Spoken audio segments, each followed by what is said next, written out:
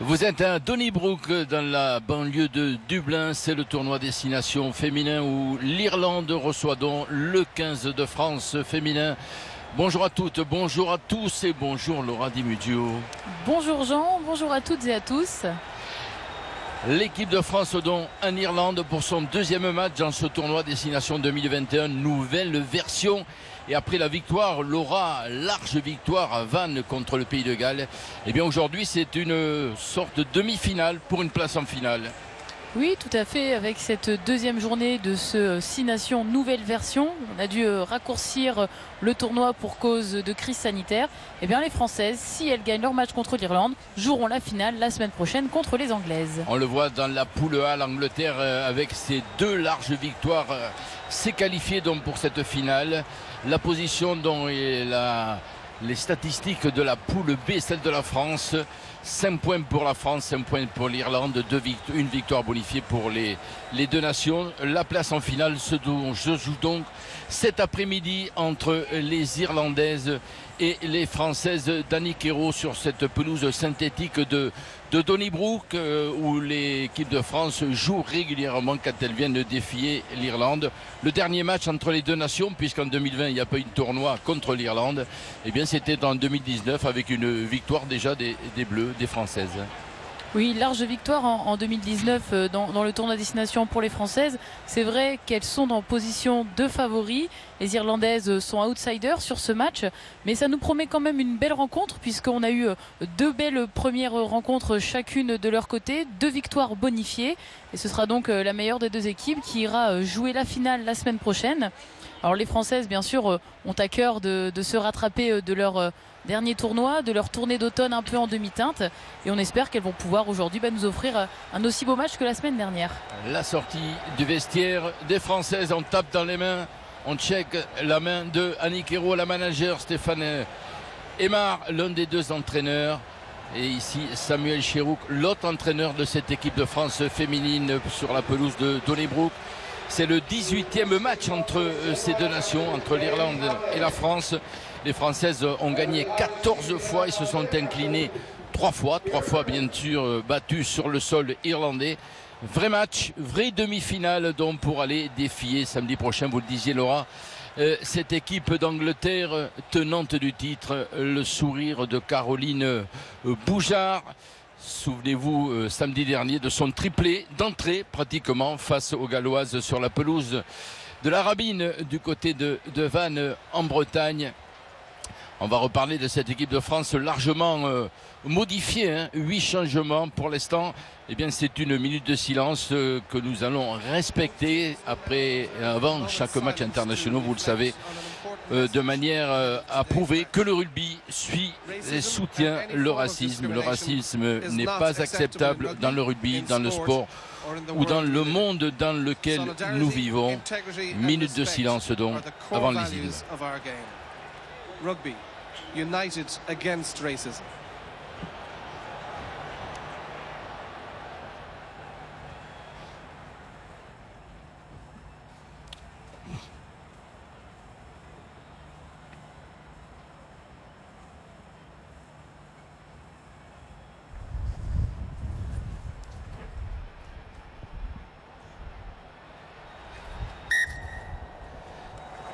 Voilà pour ce soutien contre le racisme et maintenant place aux hymnes et bien sûr à l'honneur de Gaëlle Hermé et de toutes les Françaises, la Marseillaise.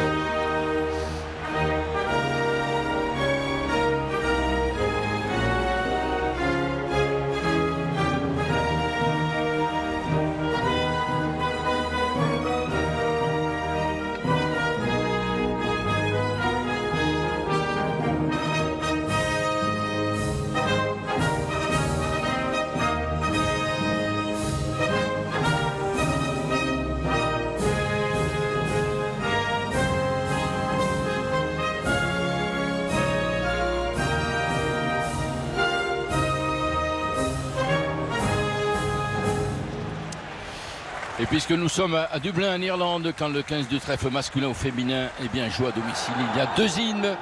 On commence avec l'hymne irlandais.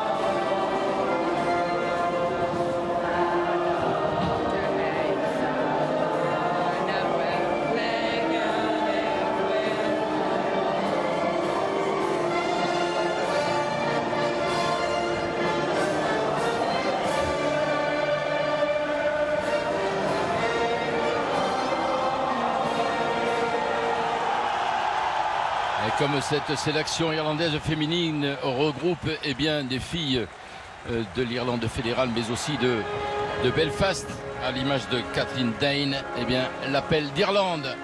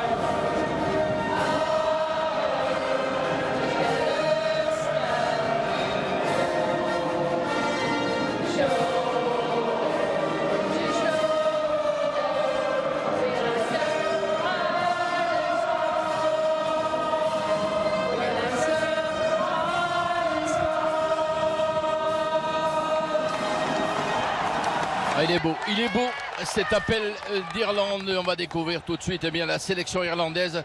Pas de changement par rapport au 15 qui a battu les Galloises, Laura.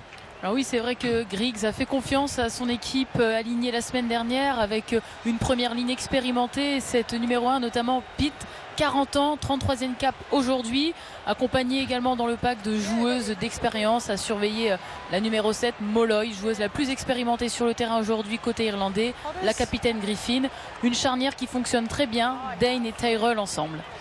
En revanche, beaucoup de changements du côté de l'équipe de France 8, avec notamment le retour de Dubaï des filles de France 7, d'où la présence de Caroline Drouin à l'ouverture et au centre de Ulu Tulé et de Nessen associés, puis retour de Safia Ndiaye, l'expérience, ou encore la jeune Rose Bernadou au poste pilier droit, et puis confiance maintenue à Émilie Boulard qu'on a vu débuter il y a 15 jours à Vannes pour la victoire face au Pays de Galles. La présence également de Cyrielle Banet, meilleure marqueuse de cette équipe de France féminine, et on retrouve aussi des filles du 7 du côté sur le banc, notamment Laura avec Romane Ménager. Oui, le retour de Romane Ménager et puis la présence d'un banc très expérimenté côté équipe de France. Gabriel Vernier qu'on avait vu très en vue la semaine dernière, qui sera là pour alimenter les lignes arrières.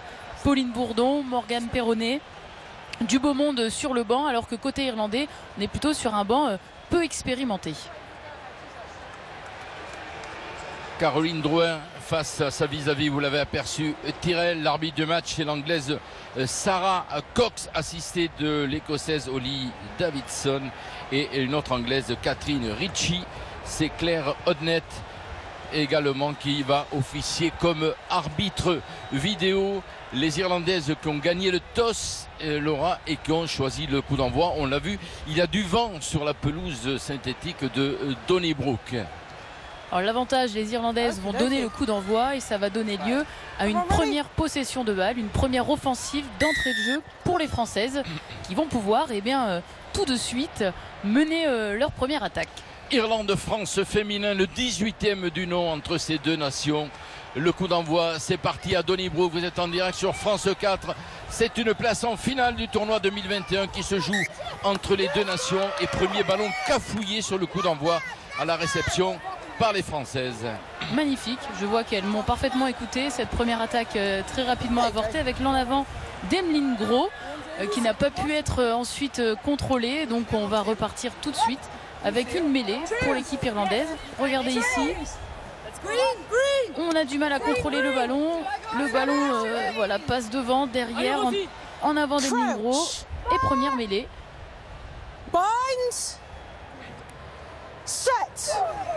La première mêlée de ce match. Ça s'écroule.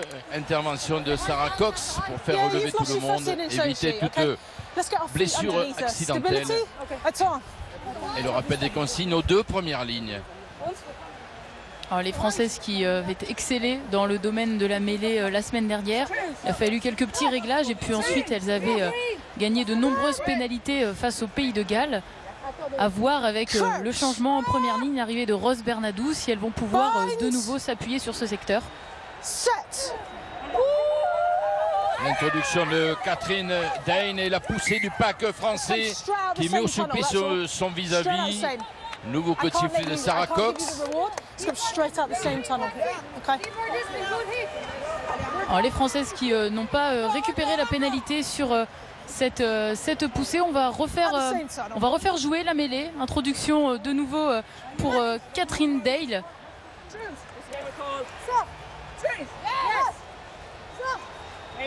Mais les Françaises qui ont montré déjà sur cette première mêlée toute leur volonté d'aller bousculer le pack irlandais.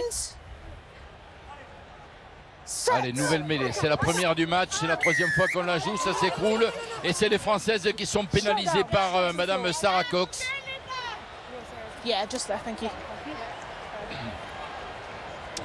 Mêlée qui s'est écroulée, on le revoit sur ce ralenti. À qui la faute?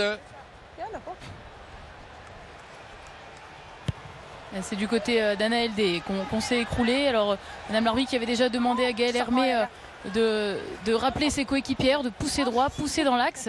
Et c'est pour ça donc que D s'est fait pénaliser. Et c'est un début de match qui n'est pas le meilleur pour les Françaises. Exactement. Un en avant, une pénalité sur mêlée. Et puis du coup on va subir une pénale touche dans les 22 mètres français. L'introduction, le lancer de la talonneur Molony. On est dans les 22 mètres de l'équipe de France suite à cette première pénalité. Oui, ballon au-delà du verrouilleur, récupéré par les Françaises. Nouvel coup de sifflet de Madame Sarah Cox. Alors le lancer n'est pas droit.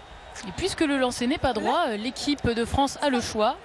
Une touche ou une mêlée. On va revoir ici le lancer qui n'est pas droit, qui dévie sur l'alignement irlandais. Et les Françaises, en confiance, ont choisi de reprendre la mêlée. Deuxième mêlée, un match pour l'instant qui n'est pas lancé sur cette pelouse de Donnybrook.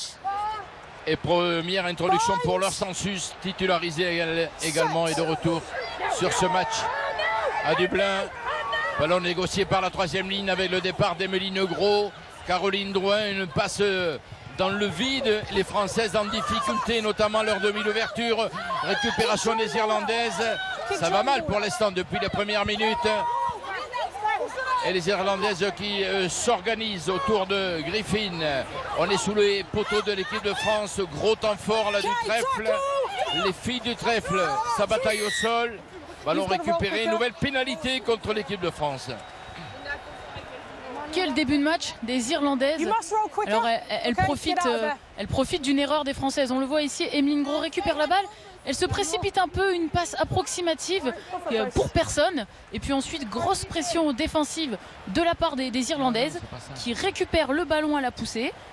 Pénalité pour l'équipe d'Irlande qui ne va sûrement pas tenter le diable et tout de suite se tenter la pénalité pour récupérer les 3 premiers points peut-être de la partie. Avec la tentative ici de Hannah Tyrrell, numéro 10 de cette équipe irlandaise. La fille du Leinster, elle est donc chez elle, dans son jardin pratiquement. Et elle va placer son pied gauche face au poteau de l'équipe de France.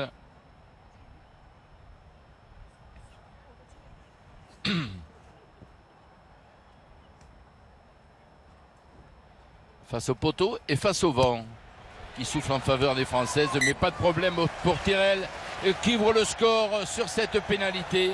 Les filles de Trèfle prennent l'avantage 3-0 avec un début de match très chaotique des Françaises. Pour l'instant, elles ne semblent pas dans leur assiette, si je puis dire. Eh bien oui, Jean, 3 premiers points qui sonnent un peu comme une alerte. Parce que clairement, les Françaises ont mal débuté la rencontre. 5 minutes, 3 points et ça va mettre les Irlandaises en confiance pour le reste de la partie. Allez, ballon récupéré. Voilà la première action des Françaises. On est dans les 22 mètres irlandais. Socha, Sansus, la réaction des tricolores. Drouin, pas de faute de main et on peut enchaîner. On passe par le sol. Sansus, même sens. Avec Safi Ndiaye, soutenu par Fall et Agathe Socha. Le jeu qui rebondit à nouveau. Emeline Gros, bonne défense des Irlandaises. Sansus qui organise, on attend que tout le monde se positionne et on vient utiliser vraiment la puissance des avants. Sansus, Drouin qui n'a pu contrôler ce ballon, qui commet une faute de main. Sifflé bien sûr par Madame Sarah Cox. Un véritable première offensive des Françaises, on le voit ici sur le coup d'envoi. J'avais l'impression qu'il y avait un petit en avant de Gaëlle Hermé, mais Madame l'arbitre a précisé qu'elle n'avait pas touché le ballon, donc ça joue. On enchaîne les temps de jeu, Sansus et Drouin à la manœuvre. Et puis là, Drouin qui est un peu trop en avance, qui manque de profondeur et qui ne contrôle pas ce ballon en avant, qui donne lieu à une nouvelle mêlée. C'est déjà la 3e du match. Allez, peut-être une action qui va permettre aux filles d'Annick Hérault de se lancer véritablement dans ce match ici à Donnybrook. Dane, bras cassé, coup franc contre l'équipe de France, pénalisée souvent depuis le début de ce match. Ici en gros plan, Rose Bernadou, la Montpelliéraine qui a débuté le rugby du côté de Béziers. Ça s'échauffe entre Bernadou et Lindsay Pitt. Mais le résultat, c'est simplement que les Irlandaises s'en sortent bien. Elles ont obtenu un coup franc parce que les Françaises ont poussé trop tôt. Et de nouveau, eh bien, il faut reconstruire. Et là, Caroline Boujard est poussée en touche. Ah, les esprits s'échauffent, hein, vraiment. C'est encore Pitt. Vous la voyez avec son bandeau ici, qui vient se chauffer avec leur Sansus et Caroline Boujard. Donc on avait ici une belle réception, la belle attitude de Caroline Boujard et qui se fait projeter en touche par Wall. On l'a dit, 3e ligne expérimentée, solide 3e ligne en Irlande. Et ces Irlandaises qui vont donc récupérer un lancer au milieu du terrain.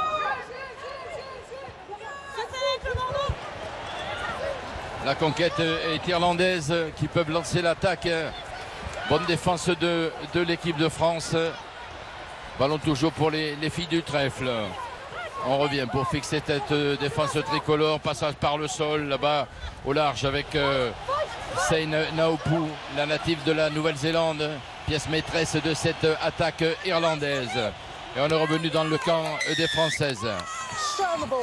Et première pénalité dans ce match contre les Irlandaises. Les Françaises qui vont se remettre en confiance. On a vu Bernadou avec son numéro 3 qui n'était pas contente sur la mêlée précédente et qui vient tout simplement récupérer une pénalité. Alors que vraiment, belle prise de balle en touche ici par McDermott. On a combiné côté irlandais. On fait jouer, rentrer les avants dans la ligne. Ici, le petit coup, la passe à l'intérieur de Dane. Et regardez l'attitude de Bernadou qui a mis les mains en premier. Et les Françaises qui récupèrent donc une très belle pénalité, une belle touche dans le camp irlandais. Agathe Socha pour le lancer, assurer la conquête. Voilà un bon ballon sur les 30 mètres irlandais pour les filles d'Annick Hérault et un ballon, un fond d'alignement perdu et récupération de Claire Molloy. Et pourtant on avait réduit la touche côté français pour se faciliter les options. Ballon travaillé par les avants d'Irlande. La pression de l'équipe de France, notamment de Marjorie Mayence, titularisée également pour ce match, la Blagnacaise. Et comme souvent, quand il faut faire le ménage, Marjorie Mayence est là. Mais on va revenir, puisque l'action n'a pas profité aux Irlandaises, on va revenir à l'en avant, commis par les Françaises. Annick Hérault, avec Samuel Icherouk à ses côtés, on doit se poser des questions, je pense, du côté du staff de l'équipe de France. Car ce n'est pas un début de match idéal et satisfaisant, bien sûr. C'est vrai qu'on a connu les Françaises à un autre niveau. Il faut le temps de se retrouver. On l'a dit, 8 changements dans le 15 de départ pour retrouver les automatismes, pour remettre la machine en route, notamment sur les phases de mêlée fermées. La pression du pack tricolore et de Sansus, mais ballon toujours pour les Irlandaises. Et nouvelle pénalité contre les Françaises. Alors oui, Madame l'arbitre a estimé, je pense que c'est Ulu Télé qui a réalisé un en avant volontaire. Si l'en avant n'est pas volontaire, il y a une mêlée. S'il est volontaire, c'est une pénalité. Et presque, j'ai envie de dire heureusement, parce qu'il y avait un espace, un intervalle vraiment ouvert. Et les Françaises s'en sortent presque bien. Mais de nouveau, ce sont les Irlandaises qui tiennent le ballon en ce début de match. La touche est trouvée par Anna Tyrell avec lancé à venir pour Moloney. Et on revoit cette faute sifflée contre Jade Ulutulé, qu'on avait connue à l'équipe de France sous son nom de jeune fille, Jade Lepesque. Et qui aussi entre l'équipe de France de rugby à 7 et celle de rugby à 15. Et qui aujourd'hui a rejoint des problèmes dans l'alignement des deux côtés, à l'image ici de cette conquête mal maîtrisée par les Irlandaises, et le ballon qui va revenir aux Françaises. On revoit ici l'alignement irlandais, pas contrôlé, et puis derrière l'en avant, commis par Wall. Un bon ballon d'attaque pour les Françaises.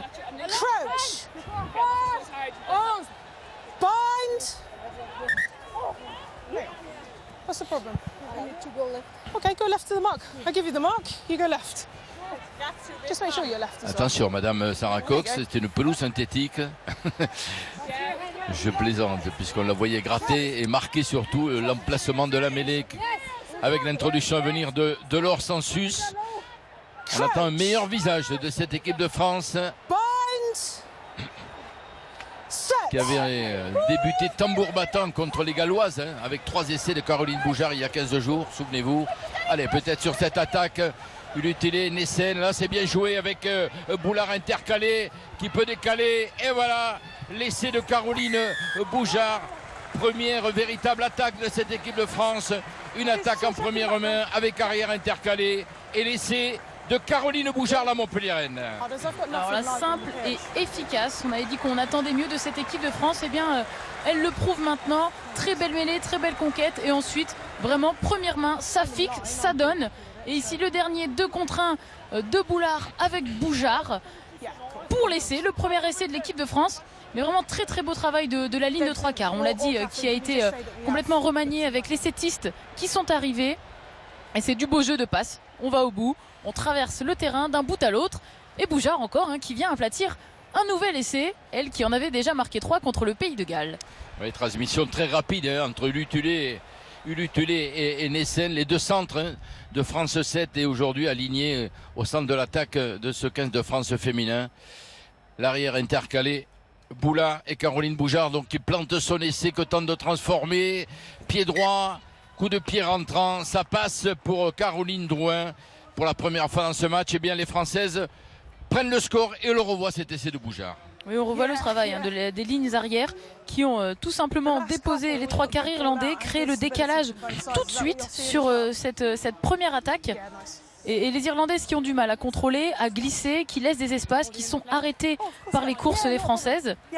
Et il a fallu un quart d'heure pour que les Françaises se retrouvent et puis puissent lancer véritablement leurs premières offensives.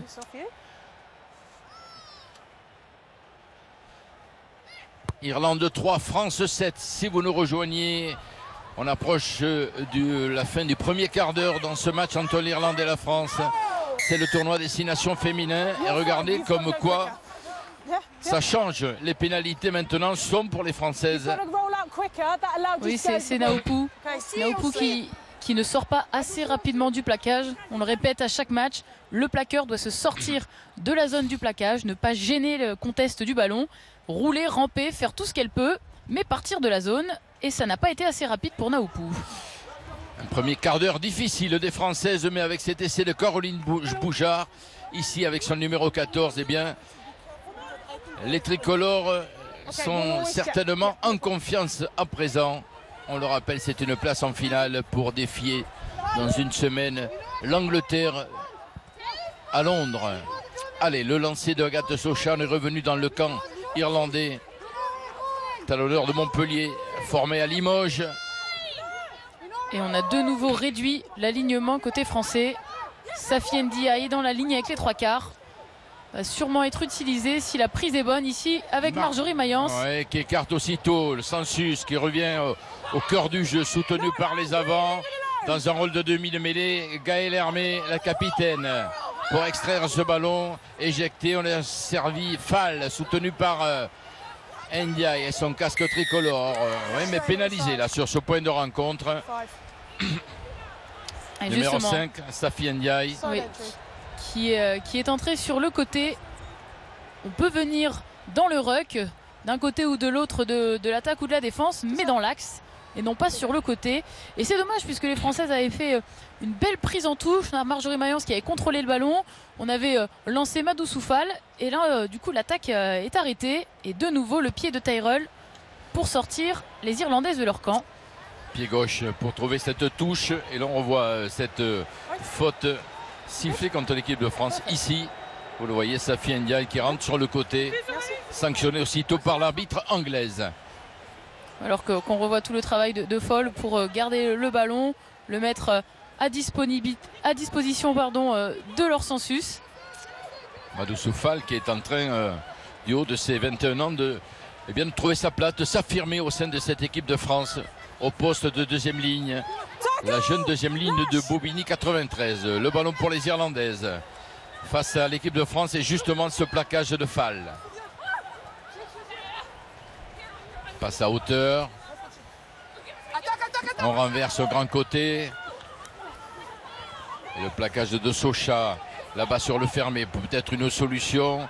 Oui, mais il y a du monde. Il y a du monde face à cette initiative irlandaise qui gagne tout de même quelques mètres. La puissance des avants, mais grosse pression là.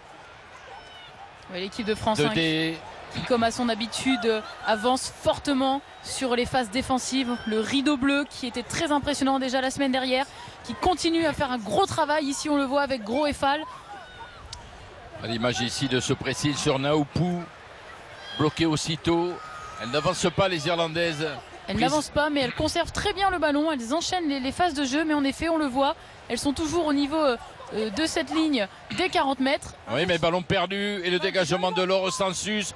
Ballon dans l'air de jeu à la course. Attention là-bas. Oh, ça va vite, c'est Boulard qui va si vite. Oui, peut-être le deuxième essai des Françaises avec cet essai d'Émilie Boulard. Magnifique contre. Après ce ballon de récupération, le jeu au pied de Laure Sensus et la vitesse de la toute jeune Émilie Boulard, l'arrière de Chili Mazarin. Mais un arbitrage vidéo demandé par Madame Sarah Cox. Alors, qu'est-ce qu'elle veut voir? Certainement au départ de l'action, j'imagine. Qu'Émilie Boulard n'était pas hors jeu sur le coup de pied. On va le revoir ici. Ah non, pas tout de suite. Non, là, au niveau de la pression sur le ballon, il n'y a pas de souci. On peut le revoir sous cet angle. Là, et sous cet angle, c'est moins évident par contre. On a quand même l'impression qu'elle aplatit. Qu'en pensez-vous? Je pensais que c'était au départ de l'action. Avec sa main droite. Sous l'autre angle, c'est moins évident, Laura. Sa main droite et son avant-bras. Assez précis, hein. Le rugby, c'est du millimètre. On est habitué depuis quelques matchs. Si j'ai l'impression que la paume de main, là, regardez sa paume de main droite, exerce la pression.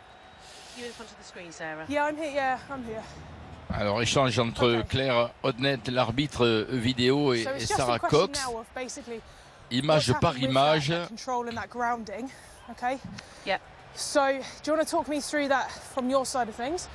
Et on est en train de vérifier en effet si le ballon a bien été aplati. Okay, cool. Et on demande un nouvel angle. Alors, est-ce qu'il y a un troisième angle? On en a vu deux. Sur celui-ci, un peu plus en hauteur. Ouais, là, c'est difficile. Ça semble aplati sur cet angle et c'est moins évident sur le précédent. Oui. Alors moi je pensais que c'était au départ de l'action, mais c'est véritablement sur la phase d'en but.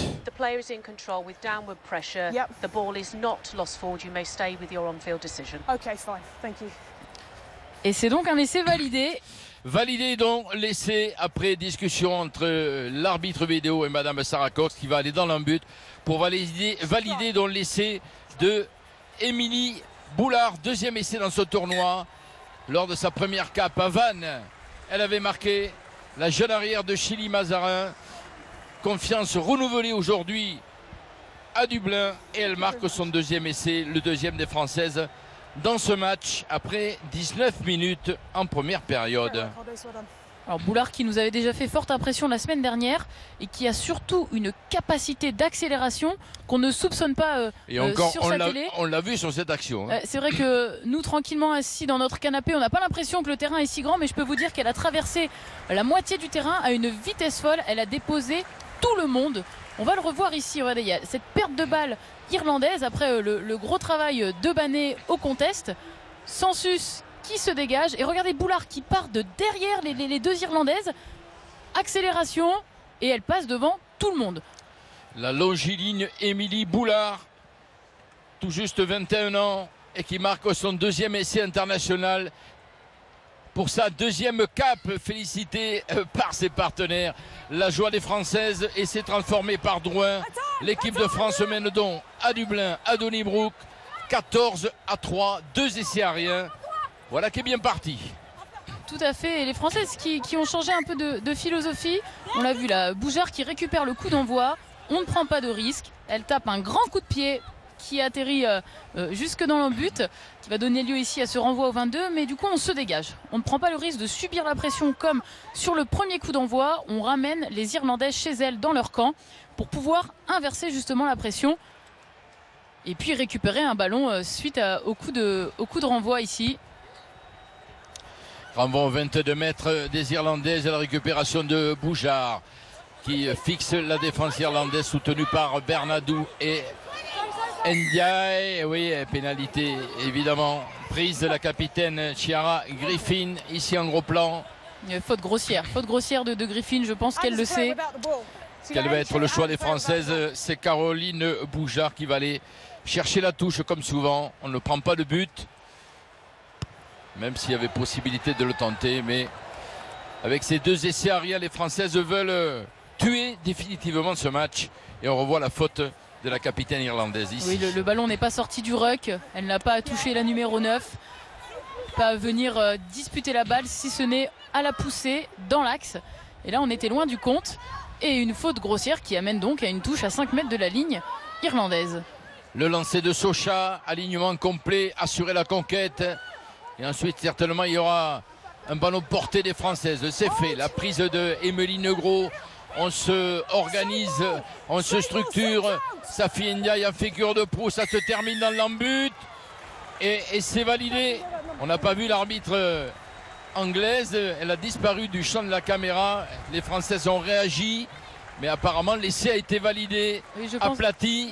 Je pense même que c'est un essai de pénalité puisque l'arbitre est parti sous les poteaux. Agathe Socha qui avait le ballon, on va le revoir. Sous un autre angle, la prise d'Émilie Negro et le travail collectif. Là, dès avant, on se structure, ballon dans les mains d'Agathe Socha. Oui, voilà. Et cette pénalité, effectivement, bien vu Laura. Elle est partie sous les poteaux, Madame Sarah Cox. Elle n'a pas hésité. Elle ne fait pas de sentiment, l'arbitre anglaise. C'était très rapide. Alors c'est vrai que c'est une situation d'essai, c'est une situation où on ne doit pas gêner le jeu, mais je trouve que ça a été rapide pour ce premier maul dangereux. Tant mieux pour l'équipe de France, cet essai de pénalité qui vient récompenser le travail des avants. Et je pense même... Carton jaune. Oui, c'est McDermott qu'on voit ici à l'écran, qui a sûrement pris un carton jaune fautive sur le maul écroulé. Double peine pour les Irlandaises et vous le savez, quand il y a un essai de pénalité, on ne transforme pas, c'est automatiquement 7 points. L'équipe de France donc qui mène à Donnybrook 21-3 après 23 minutes dans cette première période. L'équipe de France qui a complètement changé de visage en 8 minutes. C'est vrai que le premier quart d'heure a été très très difficile. Sur le coup d'envoi, les tricolores ont cafouillé la réception, à la réception le ballon. Ensuite, il y a eu quelques mauvaises initiatives. Mais effectivement, depuis 8 minutes, les filles d'Annick Hérault se sont ressaisies, ont planté et ont marqué 3 essais pour mener 21-3. L'Irlande, vous le voyez, avec ce petit carré jaune sous notre synthé permanent, signifie qu'elle joue en infériorité numérique.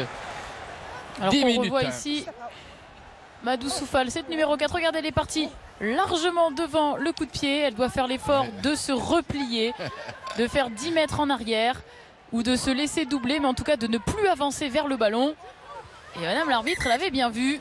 Molloy a capté ce ballon. Elle siffle tout, hein. Elle ne laisse rien passer, hein. C'est une arbitre qui fait référence dans l'arbitrage international, madame Sarah Cox. Mais elle intervient souvent.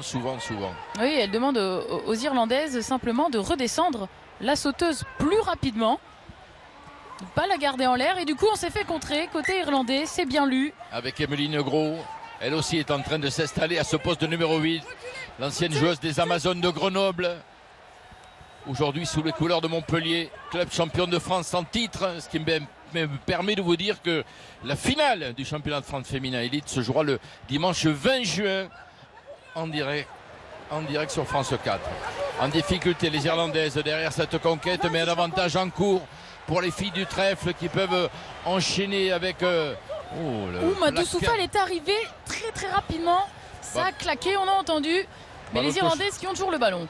Avec Naoupou qui passe par le sol, le jeu qui rebondit même sens, peut-être le décalage là avec l'arrière Considine, retour de la défense française et ballon récupéré par les tricolores. Les Françaises qui ont récupéré justement le ballon, qui s'en sortent bien. Il faut préparer maintenant la sortie de camp proprement. Ballon récupéré par Gaëlle Hermé, la capitaine. On se remet dans le sens de la marche. Oui, mais elles sont pénalisées, les tricolores. Il faut rester sur ses appuis pour pouvoir contester le ballon, pour pouvoir défendre ce ballon. Et c'est dommage, hein, parce que les Françaises avaient récupéré sur la perte de balle de Considine, avaient récupéré le ballon. Et là, de nouveau, elles vont subir la pression. Alors, on la voit ici à l'écran, hein, Considine. On a dit que les Françaises avaient récupéré de nombreuses joueuses du Seven. C'est le cas aussi des Irlandaises, hein, puisque Considine, Parsons, l'autre ailière, ce sont des joueuses qui viennent du 7, qui sont très rapides et qui font souvent parler leur canne. Allez, ballon pris sur l'alignement par les Irlandaises qui travaillent avec un ballon porté. On est sur la ligne d'un but et l'essai certainement des Irlandaises après ce bon travail. L'essai de Molony qui avait lancé en touche et qui vient donc récompenser ce beau travail des Irlandaises. La réponse des filles du trèfle, et on le revoit, ce travail des avants aplati donc par Molony. Ouais, Maul très bien construit, on le sait qu'il est difficile de défendre sur un Maul à 5 mètres de la ligne. Et puis là, Molony bien guidé, hein, par Dane, la demi de mêlée, qui a vu l'espace, le tout petit espace pour aller aplatir cet essai que les Irlandaises ont marqué en infériorité numérique. C'est vrai. On le sait que cette équipe a de la ressource, c'est une équipe en constante progression depuis ces dernières saisons, qui ont envie de faire bonne figure sur la phase européenne. Et en infériorité numérique devant, puisque McDermott occupe le poste de deuxième ligne et que cet essai a été construit et conclu par les avants. Et c'est que tente de transformer dans son style très particulier, hein. Tyrrell, Anna et Tyrrell, pratiquement dos au poteau. Et le ballon qui file là-bas, l'essai ne sera pas transformé. Les Irlandaises se relancent. Irlande 8, France 21. Et on revoit ce travail des filles du trèfle. Oui, on revoit la belle construction du Maul. Alors pourtant le Maul est désaxé, hein. Les Françaises défendent bien, on a du mal à aller chercher vers les poteaux et c'est pour ça que Molony s'échappe.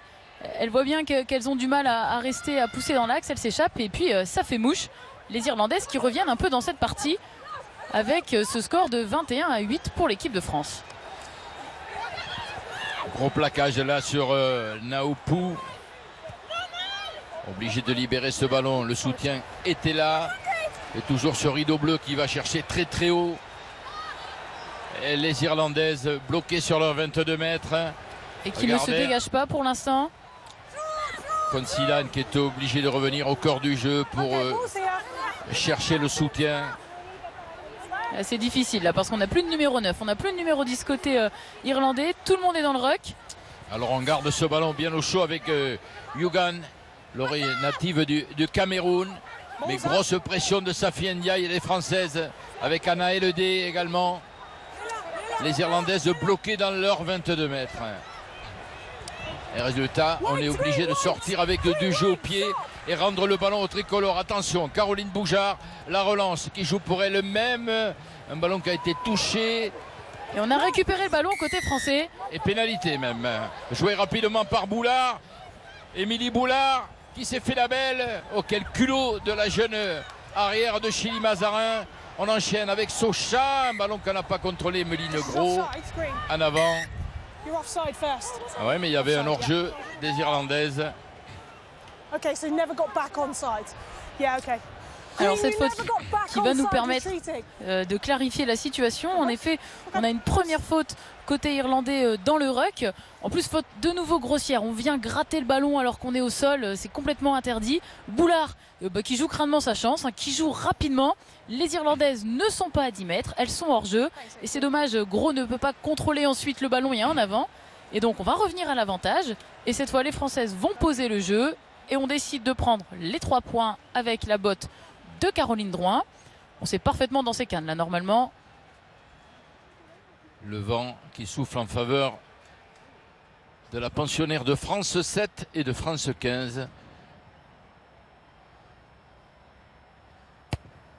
Sans problème pour la joueuse du Stade Rennais. La demi-heure de jeu à Donnybrook. L'équipe de France mène à présent 24-8. Alors qu'on revoit ici la belle attitude de Boulard qui se fait mal à mal, qui joue rapidement. Et c'est ici l'en avant d'Emeline Gros. Alors c'est un test pour Emeline Boulard. C'est sa deuxième titularisation dans ce 15 de France féminin. C'est un match important pour elle puisqu'elle est toute jeune, 21 ans. Et on le voit avec son culot, ses prises d'initiative, sa vitesse. Elle est en train de marquer des points. Oui, elle se pose pas de questions. Et clairement, c'est ce qu'il faut aussi dans ce genre de match pour débloquer la situation. Après, Boulard, c'est pas une inconnue. C'est une joueuse qui a participé aux Jeux Olympiques de la jeunesse avec l'équipe de France à 7 en 2018, qui a été chercher une finale. Donc on sait toutes les qualités de cette joueuse. Mais inconnue du grand public.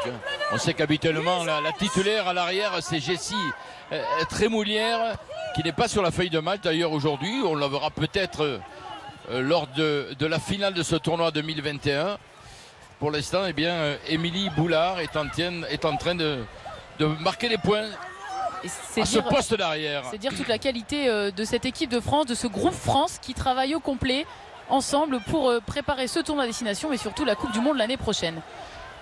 Oui, quand on le rappelle, cette Coupe du Monde féminine initialement prévue en septembre-octobre 2021 a été reportée en 2022, lié bien sûr à l'épidémie du coronavirus. Et une nouvelle pénalité pour l'équipe de France. Et on va aller chercher la touche puisque Caroline Bouchard s'est proposée pour aller placer son pied droit, la Montpelliéraine.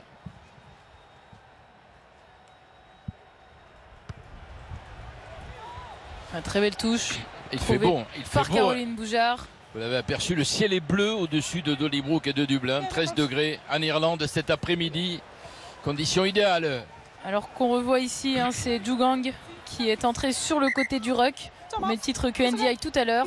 Et le retour de McDermott avec son numéro 4.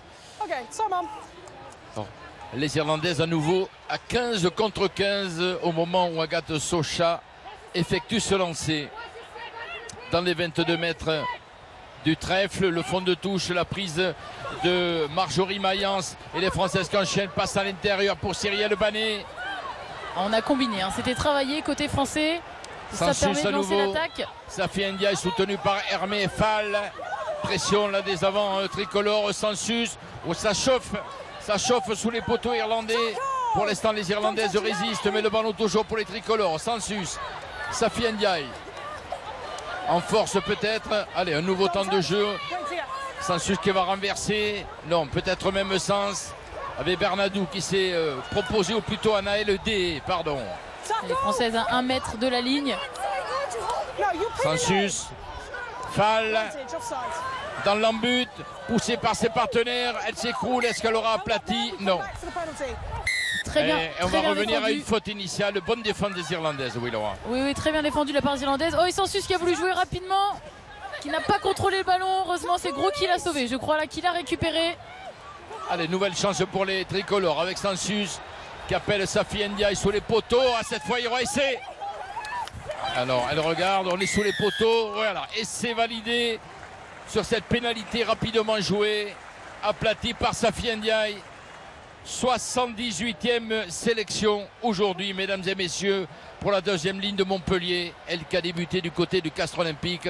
Casque tricolore et nouvel essai pour Safi Ndiaye. Alors qu'on revoit ici Sensus qui ne contrôle pas, et c'est Ulutélé hein, qui récupère le ballon. Un petit peu de chance, et tant mieux, il en fallait pour concrétiser cette action. Et puis ensuite, Ndiaye qui fait le travail, hein, lancé à 5 mètres de la ligne. Bon, concrètement, c'est assez difficile de l'arrêter, hein. Vous pouvez essayer si vous avez envie, mais regardez ici la belle attitude, la puissance de la seconde ligne française qui aplatit juste derrière les poteaux. Et les Françaises qui sont vraiment relancées dans cette fin de deuxième mi-temps, qui ont profité des 10 minutes en infériorité numérique des Irlandaises, qui se sont fatiguées. Et là, ça déroule. Transformé par Caroline Drouin, ce 4e essai des tricolores. Le score 8-31 et l'on revoit ici en action Safi Ndiaye, inarrêtable à 1 mètre de la ligne. Voilà, elle contrôle ce ballon du bras droit malgré le double plaquage des Irlandaises. Et elle fait ainsi sa 78e cap, la Montpelliéraine. 31-8, le break est fait maintenant. Oui, 4 essais à 1. Okay, Hannah, let's go. Et déjà le point de bonus offensif, bien sûr. Après 4 essais marqués, comme le veut le règlement du tournoi. La longue remise en jeu de Tyrell. Elle s'est bien tapée de la part de Tyrell. Ça oblige les Françaises à se dégager. Ce que fait Boujard très très bien. Long coup de pied de Boujard. Avec un vent favorable. Ballon renvoyé à l'expéditeur dans les 22 mètres avec Boulard et Boujard. Voilà la passe entre les deux et le pied droit de Caroline Boujard qui en plus va profiter de l'erreur des Irlandaises pour récupérer le ballon sur le lancer. Et Delany qui touche ce ballon, elle n'aurait pas dû le toucher, elle a cru qu'elle pouvait le récupérer de volée.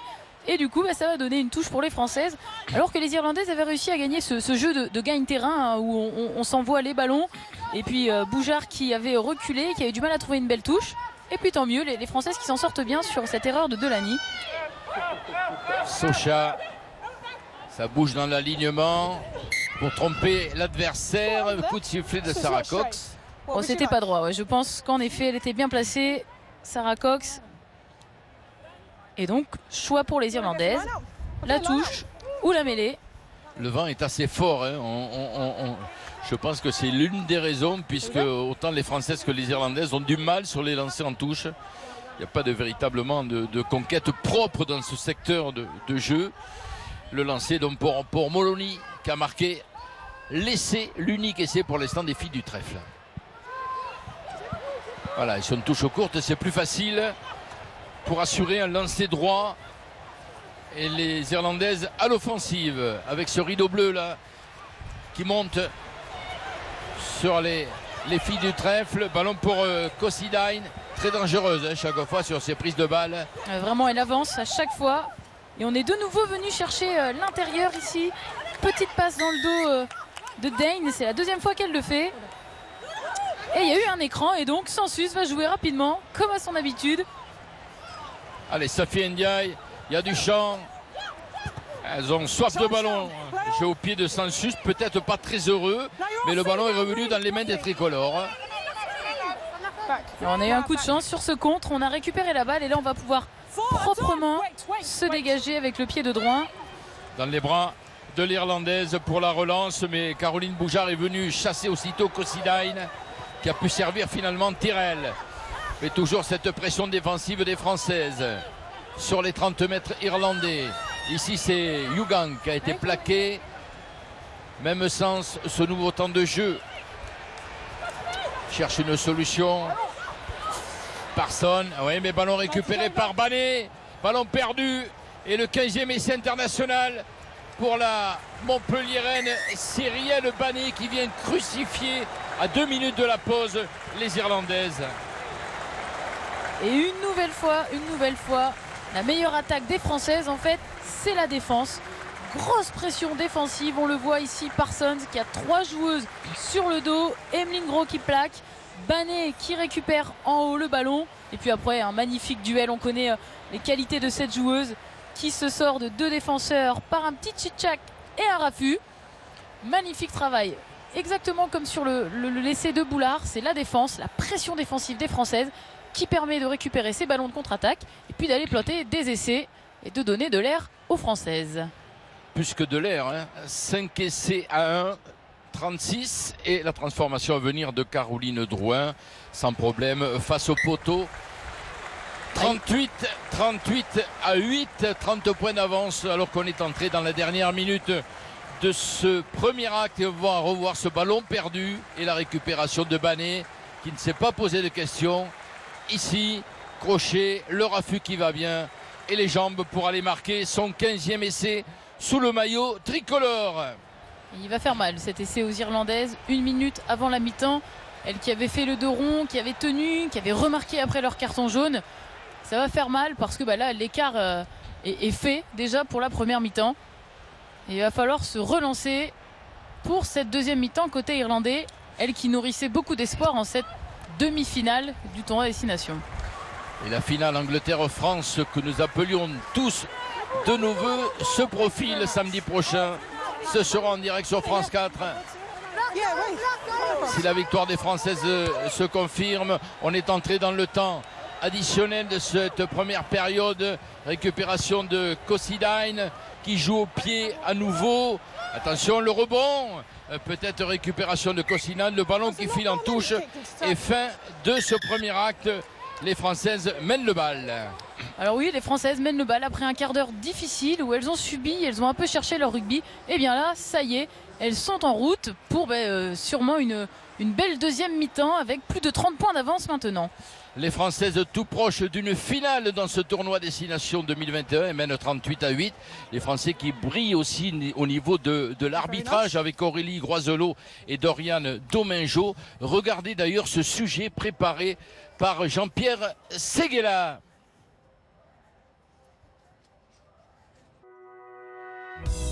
Match d'ouverture du tournoi des 6 nations féminin 2021.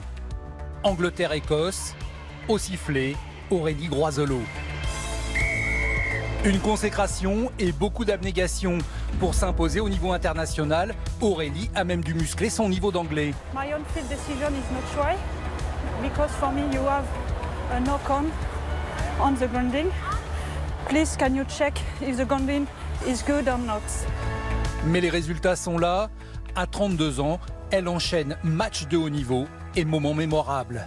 Le plus grand, c'est mon premier match de 6 nations il y a 2 ans.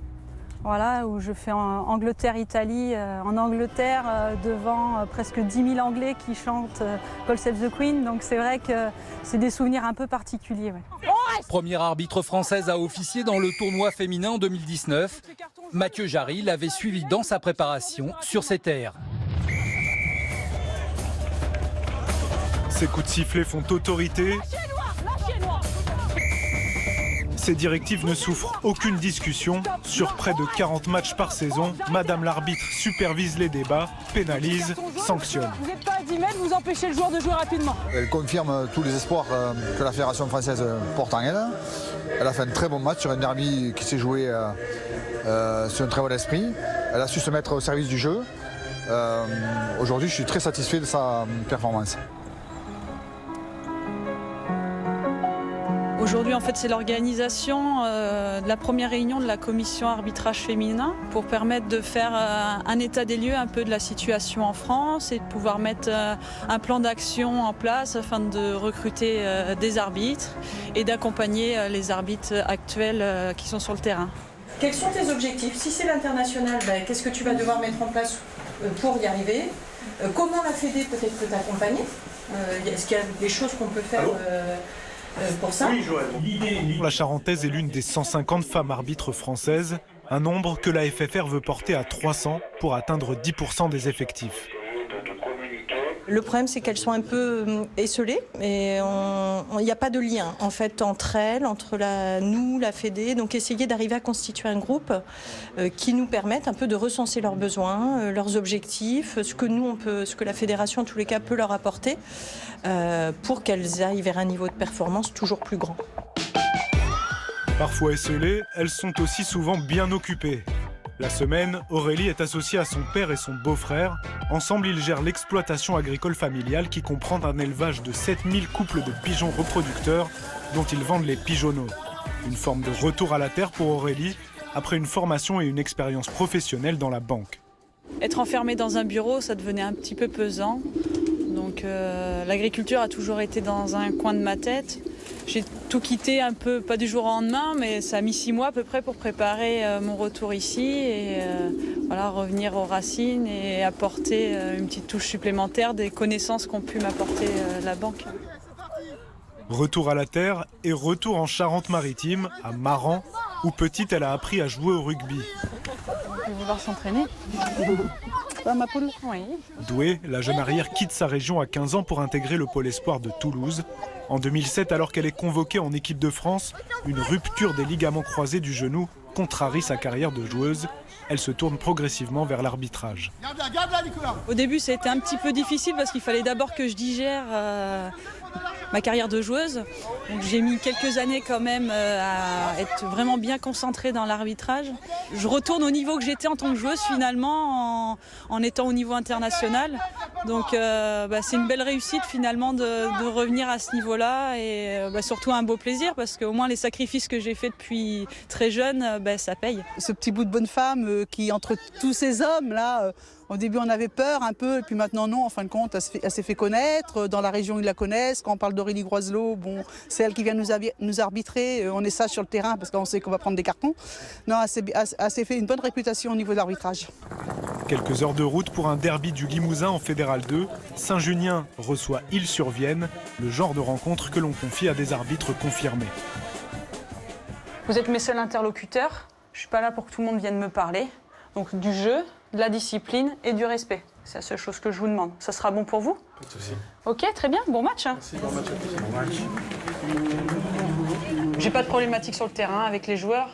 C'est plus l'entourage du bord de terrain qui est encore un petit peu macho par moment, mais autrement, globalement, voilà, sur le terrain, moi j'ai pas de problème particulier à ce niveau-là.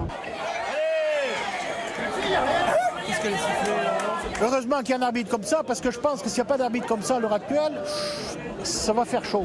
Le fait que ce soit une femme, vous en pensez quoi? C'est très bien. Très bien. On aime bien voir les petites cuisses. Toute forme de sexisme ne disparaîtra pas du jour au lendemain, mais la légitimité d'Aurélie Groiselot n'est pas remise en cause. Saint-Junien s'impose dans une rencontre sans débordement, malgré la rivalité locale. Contente dans l'ensemble, ça a été une bonne rencontre. Les équipes ont joué le jeu tout le match, donc c'est plaisant. Voilà, quand les équipes amènent du jeu, c'est plus facile pour nous à arbitrer. Donc non, c'est plaisant.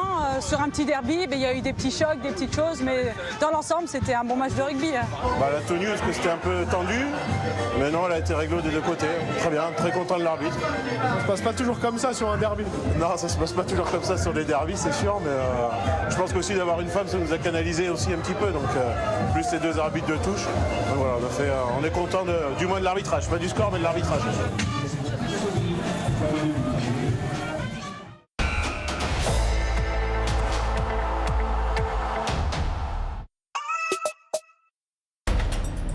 Le rugby sur France 4.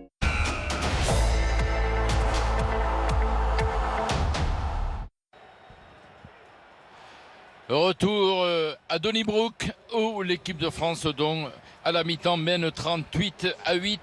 5 essais des Françaises, un essai pour les filles du trèfle qui sont les premières à revenir sur cette pelouse synthétique dans la banlieue de Dublin. Pardon. Nous sommes pas très loin, hein, comme disent les anciens, une portée de drop de l'Aviva Stadium où se jouent habituellement les matchs du tournoi Destination avec le 15 de France masculin et son homologue irlandais. 38-8 avec une équipe de France qui s'est cherchée un petit quart d'heure et ensuite on a passé la vitesse supérieure. Oui, en effet, les Françaises qui ont dû retrouver leurs automatismes, qui, on l'a dit, ont une équipe remaniée, 8 changements, l'intégration de joueuses du 7. Et puis après ce quart d'heure d'essai, de tentative, eh bien, elles ont mis la machine en route pour maintenant mener 38-8 et nous montrer de très belles choses. Il faut encore se régler, notamment en conquête. On a quelques approximations en touche, mais les Françaises qui nous ont vraiment fait plaisir en deuxième partie de mi-temps. Et pour l'instant, c'est donc la deuxième mi-temps de ce match. Le coup d'envoi pour Caroline Drouin et les Françaises qui mènent donc 38-8 dans ce match. Une place en finale est en vue. Effectivement, répéter un peu les gammes, travailler le jeu, le fond de jeu, car samedi prochain, pour la finale du tournoi face à l'Angleterre, l'opposition sera tout autre. Et les Françaises qui n'ont pas si bien débuté leur seconde mi-temps, puisque là, on a un coup d'envoi qui ne fait pas 10 mètres. Et quand c'est comme ça, on demande à la capitaine adverse ce qu'elle préfère. On retape le coup d'envoi ou une mêlée au centre. Et c'est ce qu'a choisi Ciara Griffin avec une introduction pour Dane. Au siècle dernier, c'était une tactique. Hein. Au siècle dernier, c'était une tactique, Laura. Mais là, ce n'était pas le cas. La pression du pack tricolore, récompensée par l'arbitre anglaise, Madame Sarah Cox. Bon travail de la première ligne des Socha Bernadou. Les voici en gros plan. Et on revoit ce bel effort collectif de la mêlée française qui met au supplice les Irlandaises qui reculent et qui sont pénalisées. C'était la meilleure façon pour les Françaises de récupérer l'erreur de Drouin. Elles ont été rechercher ce ballon. Magnifique réponse. Touche, là c'est dommage. C'est dommage, on n'a pas trouvé la touche. La touche n'a pas été trouvée par Caroline Boujard. Ballon dans les mains des Irlandaises. Plaquage d'Emeline Gros. Les filles du trèfle qui passent par le sol. Nouveau temps de jeu. Le plaquage de Marjorie Mayence et de Safi Ndiaye. Et les Irlandaises obligées pratiquement d'aller occuper le terrain au pied dans ces 22 mètres. Émilie Boulard qui relance pour servir Caroline Boujard. Les Françaises qui sont tout de suite à la relance. Qui ne cherchent pas pour l'instant à se dégager. Elles savent qu'il y a des espaces à jouer, qu'elles ont les qualités derrière. On l'a vu en première mi-temps. La puissance des avants pour gagner quelques mètres et mettre à mal surtout la défense irlandaise. Et ça marche. Caroline Drouin qui se mêle à cet effort collectif. Ballon lâché pour Sansus. Safi Ndiaye qui était encore disponible. Emeline Gros sur la ligne médiane. On est revenu dans le camp irlandais. Sansus. Ulutulé. Coup de pied rasant. Récupération des Irlandaises. Les Françaises qui se sont un peu débarrassées de la balle. Et heureusement, Ulutélé qui s'échappe, qui a récupéré la pénalité et qui s'est dit qu'elle allait jouer rapidement. Plaqué par balle, les ballons toujours pour les tricolores, un ballon long qu'on a du mal à extraire. Sansus qui fait la police et qui va pouvoir éjecter, non. Il va essayer de se faire la belle. Le soutien là avec Drouin, pénalité pour les Irlandaises. Ah oui, en effet, Sansus qui s'est retrouvé un peu isolé. Boulard qui a accéléré pour récupérer, être au soutien, essayer de récupérer le ballon. Mais regardez, vous allez voir l'attitude de Boulard. Alors tout d'abord, c'est Ulutélé qui s'échappe, qui colle un raffut, un deuxième au passage. Ça fait toujours plaisir. Puis regardez ici l'attitude de Boulard. La tête en avant, les épaules plus basses que le bassin. Il faut rester droit, il faut rester sur ses appuis, il ne faut pas tomber dans le ruck. Sinon, on est pénalisé. Et c'est le cas ici. Et une Française qui était touchée sur cette action qui reprend sa place, c'est Jade Ulutulé qui était à l'initiative de cette pénalité jouée rapidement. Soin pour la 3/4 centre de l'équipe de France. La Rennaise, membre aussi de cette équipe de France à 7 dons, qui a brillé à Dubaï. Oui, l'équipe de France à 7 qui a brillé à Dubaï. En effet, alors il y avait 2 week-ends de compétition à Dubaï. 2 week-ends avec un premier week-end où 2 équipes de France ont terminé 3e et 5e. Et puis ensuite, le deuxième week-end à Dubaï, les Françaises ont terminé première du tournoi. Et on le sait, une année importante pour le 7 de France, puisqu'il y a les Jeux Olympiques à Tokyo, où le rugby à 7 est un sport disputé. Et donc l'équipe de France se prépare. Devront chercher leur qualification lors du tournoi de Monaco au mois de juin, avec les garçons également.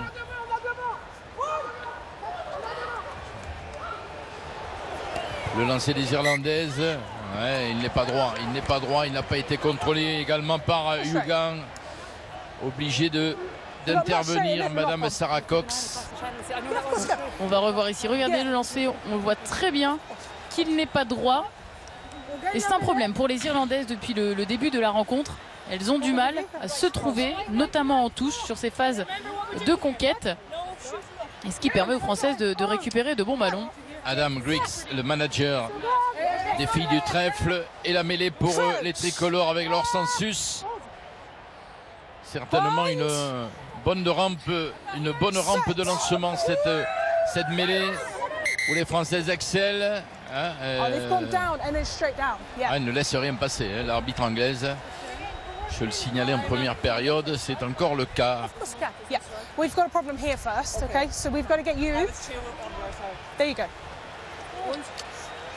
J'ai l'impression que Sarah Cox reprend Bernadou et Pitt. Ah non, autant pour moi, c'est l'inverse. C'est Dé et Jugang qui sont surveillés et qui vont vers le sol, qui ne poussent pas droit. Pourtant le ballon était sorti.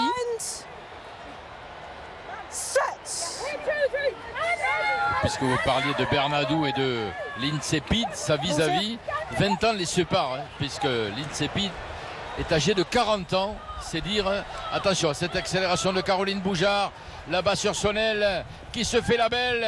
Crochet intérieur, elle peut libérer le relais de Marjorie Mayence dans les 22 mètres irlandais. Ouais, pénalisé les Irlandaises. Ouais, Lindsay Pitt, 40 ans. Hein. La pilier de Leinster face à Rose Bernadou, tout juste 21 ans. En fait, elle pourrait être sa maman, quoi. Oui, clairement, Lindsay Pitt fait partie de ces joueuses expérimentées irlandaises. 40 ans, même très expérimentées. On lui tire notre chapeau, hein, parce que clairement, moi, je ne me vois pas à son âge sur le terrain. Il faut avoir du mental et aller aux entraînements, s'entretenir physiquement pour être au niveau international. Et on ne le répète peut-être pas assez, Jean, mais les sportifs que vous voyez ici sont certaines amateurs ou seulement semi-professionnels. Et elles s'entraînent, elles ont leurs études, elles ont leur métier. Et c'est ce qui en fait d'autant plus des femmes inspirantes au quotidien. À la reprise et la conquête d'Emeline Negro pour le travail des avants tricolores, ça s'est écroulé. Il faut lâcher ce ballon que réclame Laure Census. Tout le monde s'est positionné avec justement Bernadou, la Montpelliéraine, sur la ligne d'en but. Census, il y a du monde. Emeline Negro est servie en force. Bonne résistance des Irlandaises, le ballon toujours à disposition et on renverse et voilà l'essai et le doublé de Caroline Boujard, du cousu main pour les filles d'Annick Hérault et de Samuel Chérouk. Deuxième essai dans ce match pour Caroline Boujard. Ouais, c'est bien joué de la part de Laure Census notamment. Regardez ici, on vient fixer avec les avants dans un premier temps le travail de Bernadou qui avance. On sort la balle ensuite, c'est pour Gros qui est positionné, qui est prête. On vient concentrer la défense irlandaise. Et puis ensuite, le coup d'œil de l'autre côté de Census qui vient ouvrir pour Boujard qui était presque seul. Il y a un duel, un contre un à jouer, mais on connaît toutes les qualités d'appui de la Montpelliéraine qui en plus au passage se fait découper la tête en plongeant dans l'embut, mais elle résiste. Et c'est un essai supplémentaire. Mais vraiment très très bien orchestré de la part de Census. On va jouer dans le sens et puis on inverse. Le coup d'œil, la passe qui va bien. le crochet intérieur. Et voilà qui est fait pour Caroline Boujard. Ah, c'est sûr qu'avec Caroline Boujard et Cyrielle Banet, c'est du feu aux ailes de cette équipe de France. Toutes deux licenciées à Montpellier.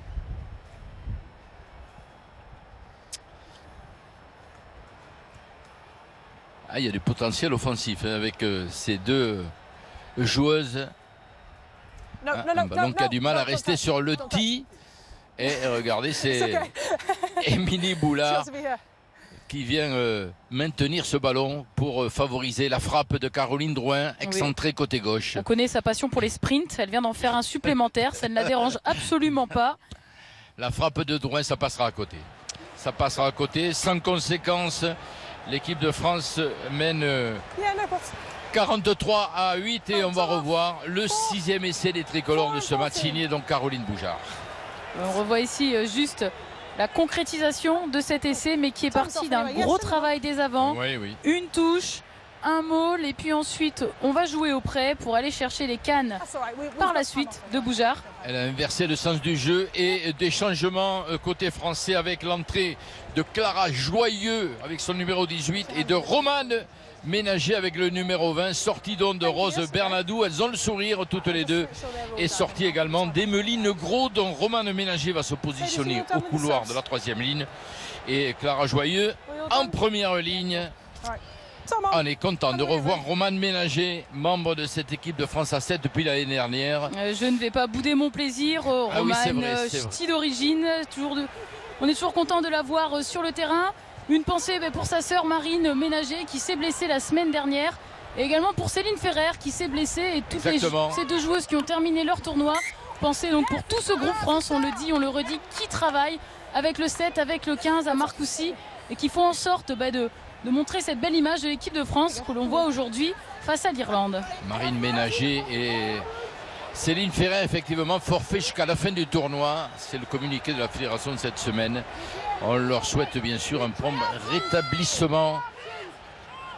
Romane Ménager d'ailleurs qui dit que depuis qu'elle est passée à 7 a aussi évolué techniquement par rapport à ce que demande le rugby à 7. Ça lui permet de progresser, de travailler quelques secteurs du jeu qui vont lui être efficaces bien sûr avec ce 15 de France féminin. Ballon pour les Irlandaises.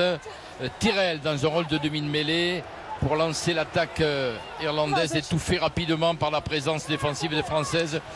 Il me semble qu'il y a davantage en cours toutefois. Oui, effectivement. Ça ne profite pas. Plaquage haut. Alors on en profite également pour signaler les changements côté irlandais, puisque on a l'entrée d'une joueuse très intéressante qui a remplacé Delany. C'est Murphy Crowe avec son numéro 23. Vous allez sûrement l'apercevoir. C'est une joueuse qui vient du rugby à 7 également, et qui est tout simplement la meilleure marqueuse d'essais dans la compétition 7 sur la saison 2019, puisqu'il n'y a pas eu de compétition en 2020. Donc à surveiller cette joueuse. Alors qu'ici c'est Cyrielle Banet qui s'est fait pénaliser pour avoir plaqué à la gorge Dorothy Wall. C'est interdit, on descend sous la ligne des épaules. Murphy Crowe qui honore en plus sa première cape avec les 15istes du trèfle en entrant dans ce match. Mais vous le disiez Jean, il y a beaucoup de parallèles et de ponts entre le 7 et le 15. Romane Ménager l'expliquait, c'est un sport, le 7, très exigeant techniquement et physiquement, et ça permet de faire des passerelles très intéressantes avec le rugby à 15. Molony pour le lancer, la prise et le travail des avants du trèfle, bien structuré, debout, en avance. C'est Catherine Dane qui peut récupérer ce ballon pour servir Naupou, bloqué dans les 22 mètres français. Dane, le jeu qui rebondit là-bas avec Tyrrell qui essaie de trouver un peu d'espace dans cette défense française. Finalement, l'action se termine en touche. Les Irlandaises qui avaient combiné, qui avaient bien travaillé, et on le voit, on a des courses quand même fuyantes sur l'extérieur. Ici, c'est le travail de Parsons qui avait marqué 2 essais la semaine dernière contre le Pays de Galles, très en vue. Et puis regardez, on vient, on fuit, on subit la pression. Ici, c'est Pitt qui se fait pousser en touche. Sans ménagement, je dirais. par Laure Sensus. Ah non, pardon, Carla Nessen, pardon, avec son numéro 13. Avec un peu le même gabarit. La Blagnacaise titulaire au centre cet après-midi, Carla Nessen. Le lancer pour Agathe Socha. On est à 5 mètres de l'embut de l'équipe de France. Assurer cette prise en touche pour pouvoir se dégager. Alors ça bouge beaucoup et c'est Marjorie Mayence qui est sollicitée, c'est parfait. On a bien combiné pour aller chercher ensuite Safi Ndiaye, fixer, sûrement ouvrir l'angle de la botteuse. C'est du travail propre. Et les Françaises qui enchaînent avec à nouveau Marjorie Mayence, très active comme toujours. Sensus. Jeu au pied de la demi-mêlée tricolore. Récupération des Irlandaises pour la relance. Avec justement ce premier ballon pour Murphy Crowe. Yugang. Plaqué par Safi Ndiaye, mise au sol. Le jeu qui rebondit toutefois, passe un peu haute. Et les Irlandaises en difficulté, à l'image ici de Naupou.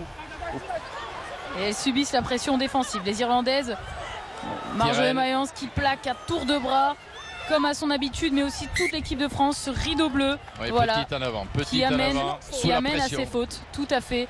Les Irlandaises qui ont des imprécisions dans leur passe, dans leur transmission. C'était déjà la 3e passe imprécise sur cette action. Et puis là, on arrive finalement à un en avant. Mais gros travail défensif de la part de ce 15 de France. On le voit ici, hein, c'est Wall qui commet 7 en avant.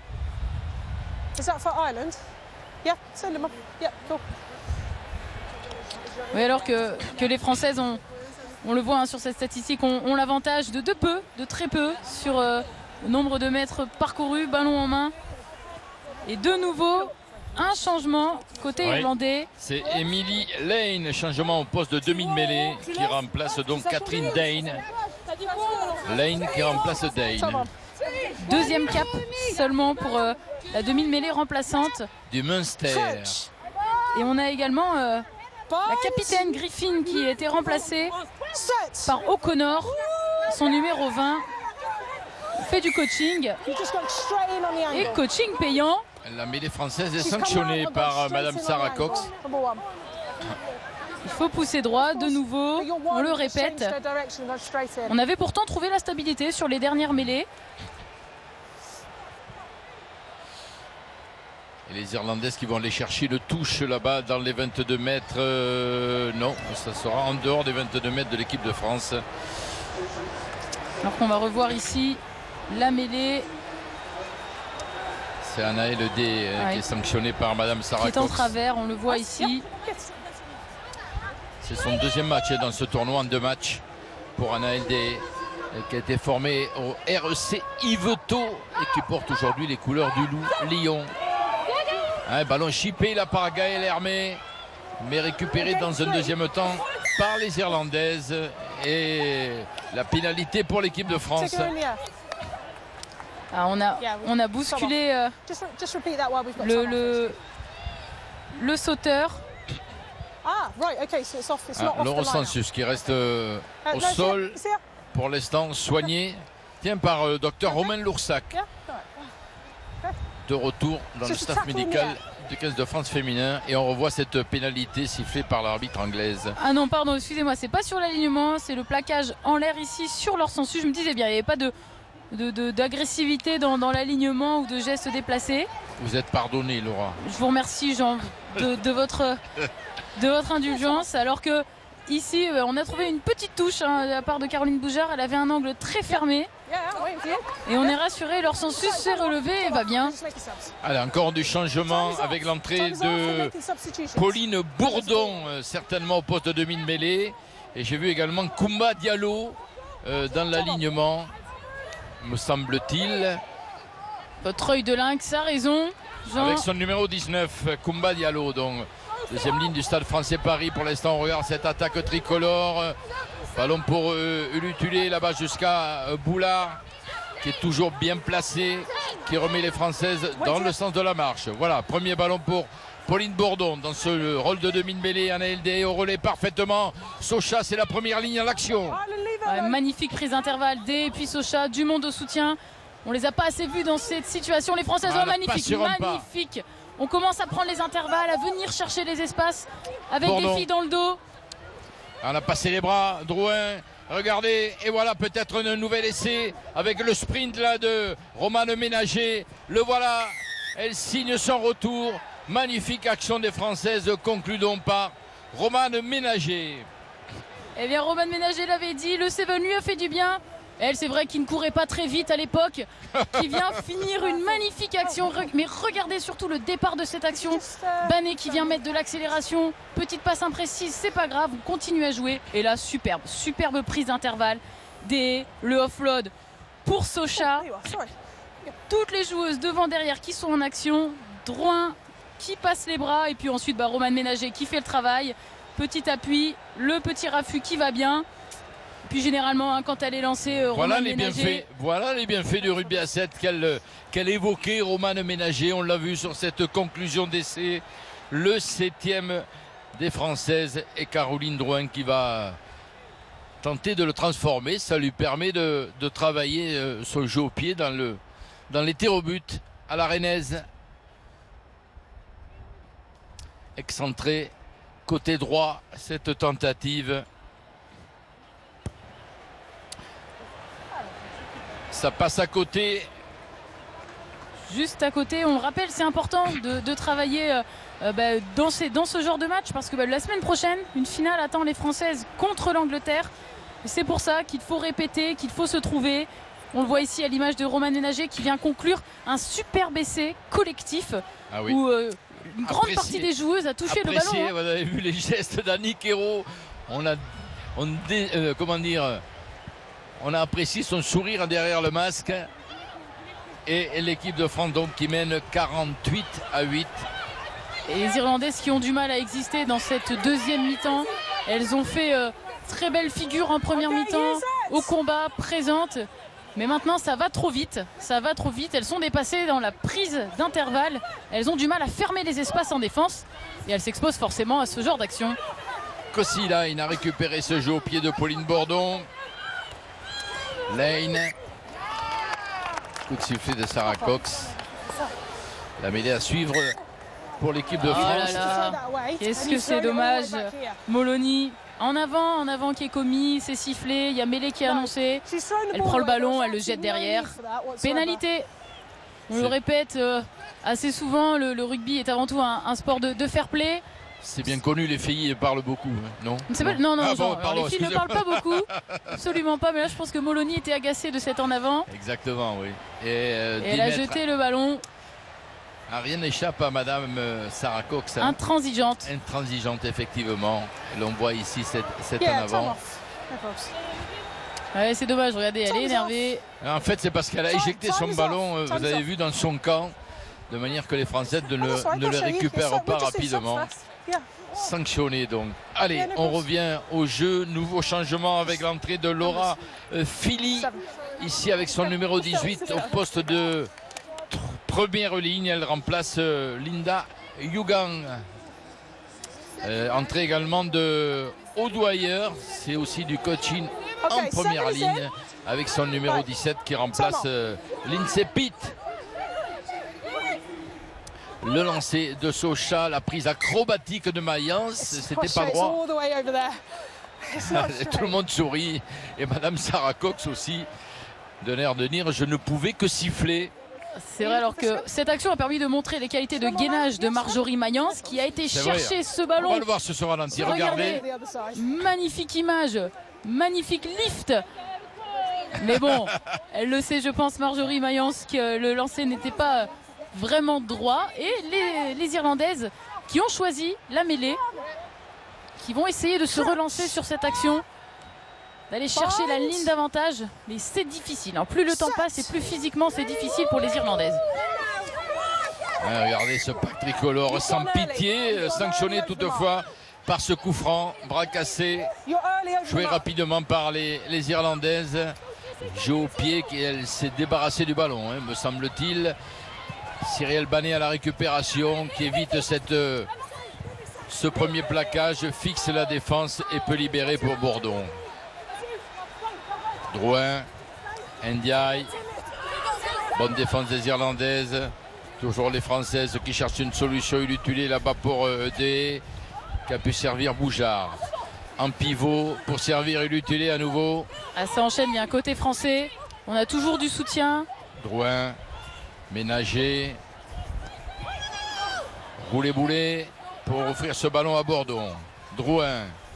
Ah, elle n'a pas pu contrôler. Elle a joué le ballon avant de le prendre. Et Mélie Boulard, récupération des Irlandaises. Et la passe était un peu dans son dos aussi.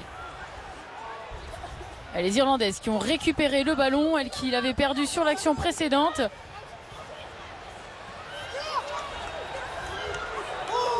Lane. C'est une action qui est très très longue. Déjà sur un deuxième turnover. Il va pas falloir craquer physiquement. Elle a attaqué la ligne, mais bon plaquage là des Françaises. Est-ce que ça va s'ouvrir? On est le long de la ligne. Les Françaises sont repositionnées. Le rideau bleu est à nouveau tissé. Très bel effort de Parsons pour ne pas sortir en touche. Aller chercher l'intérieur du terrain. Relancer sa ligne. Et les Irlandaises qui avancent, hein, mine de rien. Oh là là, Madou Soufal qui n'est pas venu du tout à vide. Très intéressante également, Madou Soufal. 23 ans, la joueuse de Bobigny. Très présente dans ce match, dans le combat, mais aussi dans les actions développées par les Françaises. Pour l'instant, les Irlandaises sont à l'initiative. Elles sont récompensées par cette pénalité. C'est Romaine Ménager qui n'a pas pu se sortir du plaquage et qui est donc pénalisée. Et cette pénalité qui vient récompenser une belle offensive irlandaise. On a enchaîné, on a conservé le ballon, on a été dans l'avancée. Et donc une pénalité. Et j'ai l'impression qu'elles vont jouer rapidement. Elles ont envie de jouer. Le score est fait, donc elles jouent. Alors peut-être un décalage, un peu d'espace. Là, il y a deux Françaises sur Parsons qui peut lâcher ce ballon. Et on essaie de trouver une solution avec les avants. Et notamment Philly. Ballon libéré à nouveau. C'est de passer les bras. Gros plaquage de Drouin. Ballon toujours pour les Irlandaises. Ouais, là, il y a une faute de main. Et le ballon va être rendu au tricolore que l'on retrouvera, donc notez-le bien, hein, samedi prochain en direct sur France 4 au moment où on revoit cette pénalité jouée à la main par les Irlandaises.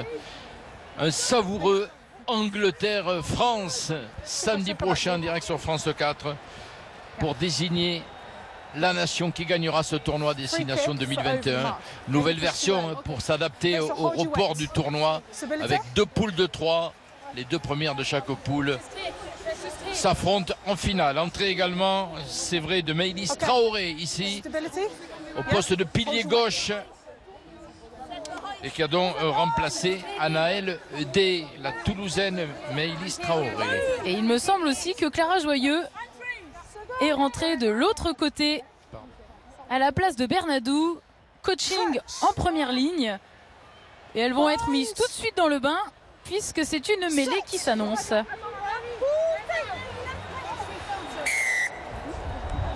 Pénalisées les Irlandaises. C'est Philly qui est pénalisée, qui est allée directement vers le sol, qui a subi la pression de Traoré, qui vient de rentrer, qui est en forme. Puisque je parlais de cette future finale Angleterre-France, notre chef d'édition Jean-Pierre Séguéla, qui veille au grain, me rappelle que le coup d'envoi sera à 15h samedi prochain, samedi 24 avril, du côté de Londres, la finale du tournoi 2021 entre l'Angleterre et la France. Gros défi pour les partenaires d'Agathe Socha qui restent sur 6 défaites face aux Anglaises. Mais on verra ça samedi prochain. Pour l'instant, on revient à cette Irlande-France et le départ en force de Safi Ndiaye, le relais de Bourdon qui a glissé. Et le soutien est là. Elle est supplée par Cyrielle Banet. Heureusement qu'elle a glissé pour les Irlandaises parce qu'il y a un espace qui s'était ouvert. Alors Jean, que j'aperçois Gabrielle Vernier qui est également sur le terrain. Elle qui avait fait une super prestation la semaine dernière. Elle doit être originaire des Ch'tis. J'ai un détecteur. Pour l'instant, l'action des Françaises avec la percée de Caroline Drouin qui accélère, qui regarde et qui peut servir Cyrielle Banet. L'accélération de Cyrielle Banet Double contact, la passe à l'intérieur récupérée par les Irlandaises. Il y avait le feu dans les 22 mètres des filles du trèfle qui ont pu récupérer ce ballon et qui vont peut-être pouvoir se dégager avec ce jeu au pied. C'est fait, mais attention, ça va aller là-bas dans les bras de Émilie Boulard. Avec un soutien. Oui, Boujard qui se propose, qui est servi, bloqué par 2 Irlandaises. Et le jeu qui continue donc. Et les Irlandaises qui n'ont pas réussi à sortir le ballon de l'aire de jeu et donc du coup ça enchaîne. Elle s'expose à cette contre-attaque. Clara Joyeux qui a percuté, qui libère son ballon. La passe à l'intérieur, l'accélération de Socha. Bourdon prise par Considine, le soutien est là. Elle ne lâche rien, ces Irlandaises, elles s'accrochent, ça défend. Là aussi, un long temps de jeu avec ce ballon qui a changé de camp et les Irlandaises sont pénalisées ici sur ce point d'ancrage créé par Safi Ndiaye. Une pénalité qui va permettre de faire souffler tout le monde, même Madame l'arbitre est essoufflée. Et c'est dommage, il y a tellement de choses à dire sur cette action, mais j'aimerais bien, si la réalisation irlandaise m'entendait, qu'on revoie... Pour l'instant, on va regarder les soins prodigués. C'est Caroline Boujard qui est touchée. Il me semble que les Françaises vont prendre le but. On va revoir l'action, en effet. Caroline Boujard. Alors, espérons que ce n'est pas trop grave. C'est sur ce plaquage. Là, notre réalisateur irlandais s'est un peu perdu. On revoit sous un autre angle ce double plaquage sur la Montpelliéraine. Je pense que c'est sur l'appui juste avant qu'elle se fait mal. On voit son genou qui s'affaisse. Genou, cheville.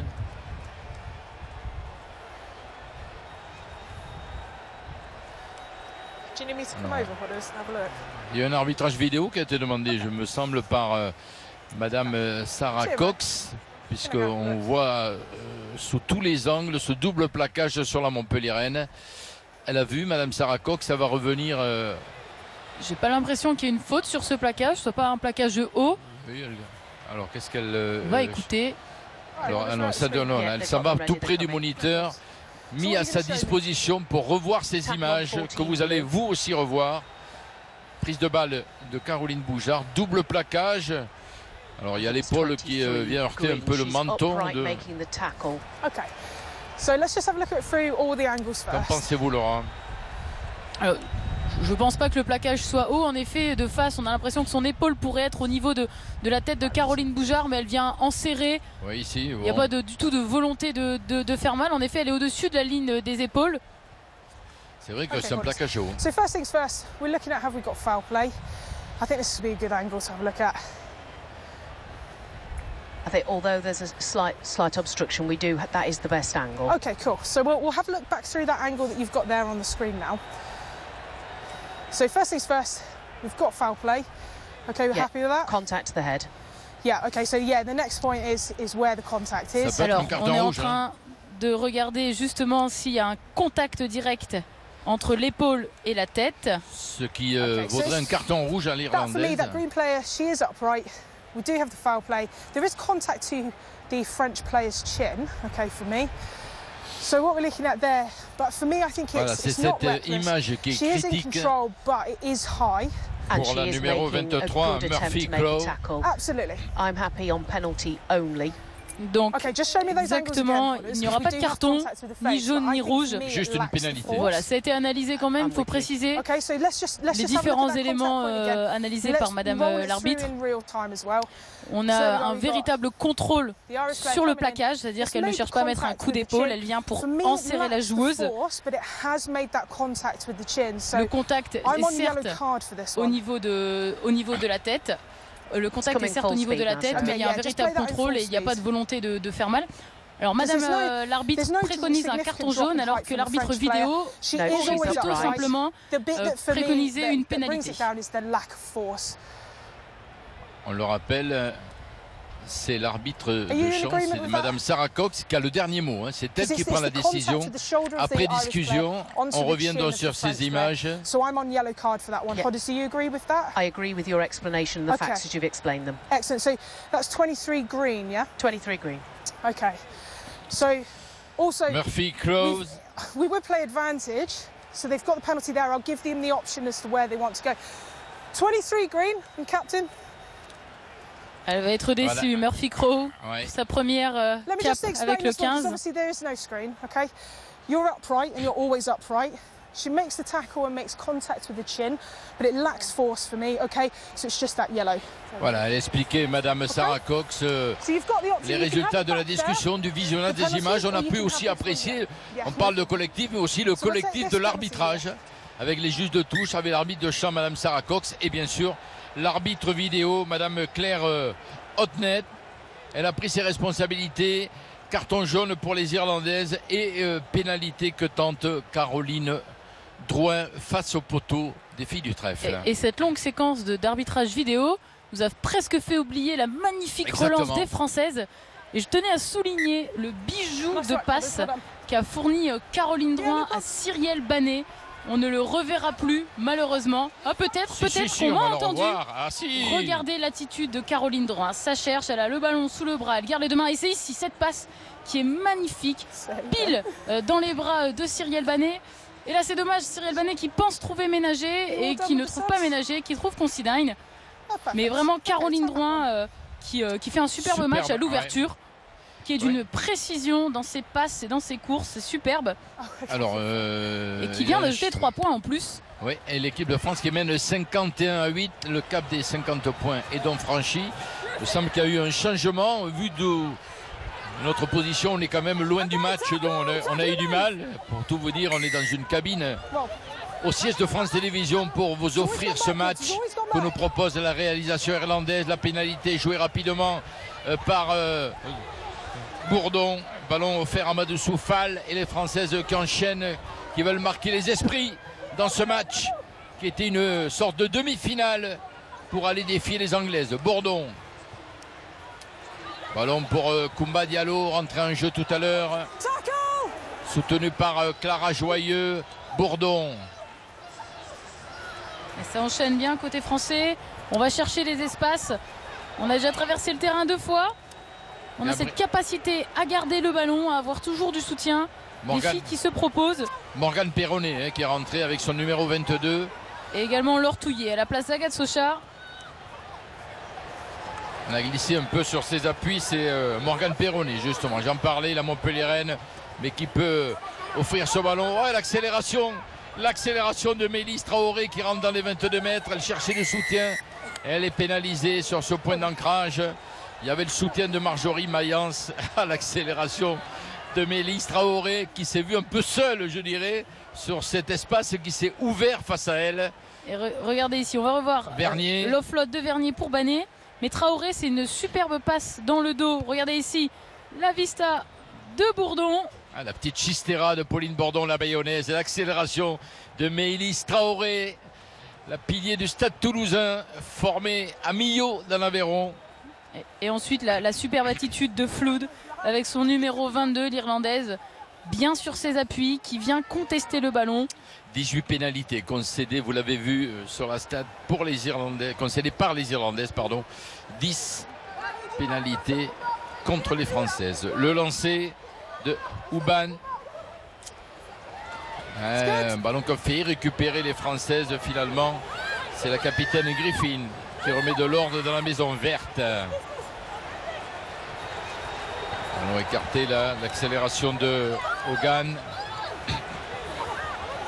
Et les Irlandaises qui continuent à mettre du jeu, mais qui subissent en permanence les contacts. Elle court, elle fait des kilomètres. Madou Soufal, on la voit partout, la deuxième ligne de cette équipe de France. Ah, y a un duo de sécateurs entre Fall et Mayence, c'est magnifique. Oh, c'était joli, oh, c'était beau cette passe dans le dos, le jeu au pied de Considine. Est-ce que le ballon va rester dans l'air de jeu? Finalement, il va finir en ballon mort. Je vous ai coupé la parole, Laura, excusez-moi. Non, absolument pas, Jean. Vous étiez parfaitement dans le timing. Je disais que Fall et Mayence, ça découpe dans tous les sens. Et j'allais dire justement que c'est dommage de la part de Considine qui s'échappe, qui fait le plus dur, qui arrive à récupérer cette passe et qui ensuite se débarrasse du ballon au pied. Regardez ici, il y a l'espace. Elle manque de soutien peut-être, mais ils sont tellement rares ces ballons pour les Irlandaises. Il y avait peut-être mieux à faire que cette balle en ballon mort. Et on va donc revenir à une pénalité, à une mêlée au niveau du coup de pied. Vous parliez de Laure Touillet, c'est elle ici en gros plan. Entrer à la place d'Agathe Socha au poste de talonneur. La Montpelliéraine qui souffre, observé de loin par Annick Hérault dans les tribunes de Donnybrook. Échange avec son entraîneur Samuel Cherouk. Ici, c'est Adam Griggs, le manager irlandais, qui lui doit se poser des questions. Si les Irlandaises avaient gagné largement face aux Galloises, elles subissent la loi des tricolores cet après-midi à Dublin. Alors qu'on revoit ici le gros plaquage de Marjorie Mayence. Petit coup de tête dans les côtelettes et qui en plus ensuite enchaîne avec le contre-ruck. Les côtelettes, vous dites? Oui, c'est parce que je sais qu'ils peuvent faire mal, ceux-là de Marjorie Mayence sur le côté. Vaut mieux être gainé. Et de nouveau, en tout cas, un ballon d'attaque récupéré grâce à la pression défensive des Françaises. Pauline Bourdon pour l'introduction, ça s'écroule. Pénalité pour l'équipe de France. Allez, on va jouer rapidement, bien sûr. Bourdon, elle est rentrée il y a quelques minutes, donc elle a des fourmis dans les jambes à la Bayonnaise. Drouin qui l'a supplé après ce point de fixation. Ballon pour Koumba Diallo. Et il y a des espaces sur l'extérieur. Oui, on va le voir. Morgane Perronnet contrée sur sa passe, récupération des Irlandaises et notamment Naoupou. Alors, on n'a plus de numéro 9 côté irlandais, c'est Philly qui s'y colle. Et c'est pas son métier à Philly, elle est pilier et du coup la passe est en avant. Ce qui ne veut pas dire que les piliers ne savent pas faire de passe, absolument pas. Mais là pour le coup dans la précipitation, en avant de passe de la part de Philly. Ce n'est pas l'illustre Jean-Pierre Garuet qui vous démentirait. Pilier de référence à la passe diabolique. Alors qu'on revoit ici la très bonne défense de Parsons sur Perronnet. J'ai été médisante, genre en plus c'est absolument pas la passe de Philly qui a été en avant, c'est celle juste après de Wall. Alors qu'on soigne Griffin. Oui, la capitaine. Qui n'est pas sortie en réalité, elle a été repositionnée sur l'aile. Elle qui était en position de numéro 8 et ensuite sur l'entrée d'O'Connor. O'Connor est passé numéro 8. Mais Griffin est bien toujours sur le terrain. 35e cap pour la joueuse du Munster, Ciara Griffin. Ouais, qui fait partie des 6 joueuses irlandaises qui avaient disputé la Coupe du Monde en 2017. C'est dire s'il y a eu un véritable renouvellement depuis, une équipe assez jeune qui se construit. On est entré dans les 10 dernières minutes de ce match entre l'Irlande et la France. Elle a du mal à retrouver, je dirais, ses esprits et tous ses moyens physiques. Alors c'est vrai que même si le score est largement en faveur de l'équipe de France, ça reste un match engagé. Il reste encore 10 minutes. Il y a de très longues séquences de jeu et forcément les organismes sont éprouvés. Les Irlandaises ont joué la semaine dernière. Facile, hein, Sarah Cox, elle parle avec toutes les joueuses, elle a le sourire. Elle maîtrise son match. L'anglaise Sarah Cox. Allez, elle reprend sa place. Ciara Griffin. Elle a dit que ça allait à l'arbitre anglaise. Et on le répète, les Irlandaises sont toujours en infériorité numérique. Il leur manque une ailière. Et sur le plan large, vous allez voir que les Irlandaises défendent donc à 3 sur l'ensemble du terrain. Très difficile pour elles de pouvoir couvrir tous les espaces.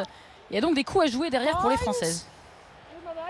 Gros plan sur les 2 premières lignes. Beau face à face là dans ce secteur de la mêlée. L'introduction de Bourdon, les tricolores avancent. Le départ de Bourdon, attention là, le décalage est fait. Le voilà, l'essai de Cyrielle Banet. Elles ne la reverront plus. Deuxième essai de Cyrielle Banet. Le sourire de la Catalane de Montpellier. 16e essai apprécié par le staff français. L'essai de Cyrielle Banet que l'on revoit sous un autre angle après ce départ dans le fermé de Pauline Bourdon. Grâce bien sûr à la pression du pack tricolore. Il est bien construit cet essai, on a presque l'impression que c'est facile pour les Françaises, tellement c'est fluide, cette action vraiment est très très bien menée, une belle mêlée qui avance, le ballon bien libéré. Bourdon presque qui se facilite pas la tâche parce qu'elle part du petit côté, là où la mêlée avait tourné, mais malgré tout magnifique 2 contre 1 joué contre Flood. À mon avis c'était prévu, c'était annoncé, le pack tricolore qui avance et Bourdon qui se fait la belle. On parlait de la qualité du triangle arrière avec Boujard, Banet, Boulard qui se sont toutes illustrées durant ce match. Et là, c'est Banet qui vient donc ponctuer l'effort en mêlée du pack tricolore. La frappe de Caroline Drouin qui ajuste son coup de pied, ça vient mourir sous les poteaux. Ça ne passe pas. Le score donc 56-8 sans conséquence bien sûr. 8 essais à 1 pour l'équipe de France. Il y aura beaucoup de satisfaction alors que l'on revoit cette avancée du pack. Bourdon qui vient fixer la dernière défenseuse, on va dire comme ça, irlandaise, pour offrir ce ballon à Cyrielle Banet. Du pain béni pour la 3 Carrel de Montpellier donc, qui signe un doublé et l'équipe de France se mène 56-8 à 8 minutes de la fin de ce match. Le rebond. Ah là c'est dommage. Les Françaises qui sont parties devant le coup de pied d'Oulou Télé. C'est Diallo qui était devant, qui n'a pas fait l'effort de se replier. Et du coup on va s'imposer une nouvelle phase de défense. Alors on sait qu'elles aiment ça les Françaises. Elles aiment plaquer. Mais on est toujours mieux quand on a le ballon, quand on joue au rugby. Il faut rester concentré, il reste 7 minutes. On prépare, on l'a dit, la finale de la semaine prochaine contre les Anglaises où la moindre erreur peut être fatale. Ah, ne ratez pas ce rendez-vous. Ce Angleterre-France s'annonce très prometteur. Samedi prochain, 24 avril, 15h sur France 4. Belle finale, certainement les deux meilleures équipes d'Europe, c'est sûr, face à face. Les Anglaises qui ont survolé leur match de poule face à l'Écosse et à l'Italie. Oui, on l'a vu au classement, de succès bonifiés, de larges victoires pour les Anglaises. On a combiné très vite côté irlandais, on n'a même pas sauté pour très vite former ce maul. Et elles vont peut-être surprendre la défense française. Dans la butte, voilà. Bel essai là, les Irlandaises. L'essai de l'orgueil après cette prise en touche. Eh bien on le disait, attention, il faut rester concentré, toujours vigilant, pas de petites erreurs. Et là regardez toute la filouterie des Irlandaises qui n'ont pas sauté, qui ont rapidement joué ce lancer pour enclencher un maul. Elles ont marqué leur premier essai en première mi-temps sur un maul. Et bien là ça leur réussit. Et puis on le sait, quand un maul est enclenché, on avance, interdiction de l'écrouler, très difficile de défendre à la poussée à 5 mètres de la ligne. Et là, beau travail du pack irlandais, beau sursaut en cette fin de match. Un essai d'école, un essai d'école des Irlandaises, signé par les avants et que va tenter de transformer. C'est Flood qui a pris le relais. Stacy Flood. Et qui fait d'ailleurs une très bonne entrée. Pied gauche. Ça passe et c'est transformé. Irlande 15. France 56 et l'on revoit ce deuxième essai cet après-midi des filles du trèfle. Beau sursaut d'orgueil. Les 5 dernières minutes à Donnybrook, dans la banlieue de Dublin, sous le soleil irlandais. Allez, de nouveau le ballon pour les Irlandaises avec des Françaises qui travaillent. Regardez ici en défense. Elles sont pénalisées.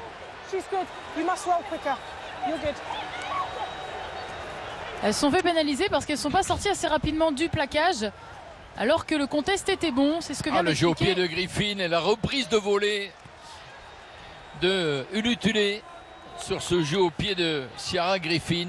Belle attitude de la capitaine, elle sait tout faire.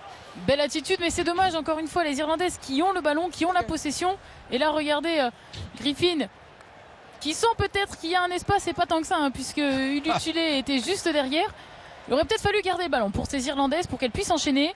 Elles ont de la chance, elles récupèrent le lancer, mais elles étaient sur une bonne offensive et elles n'avaient plus ensuite le ballon, c'est dommage.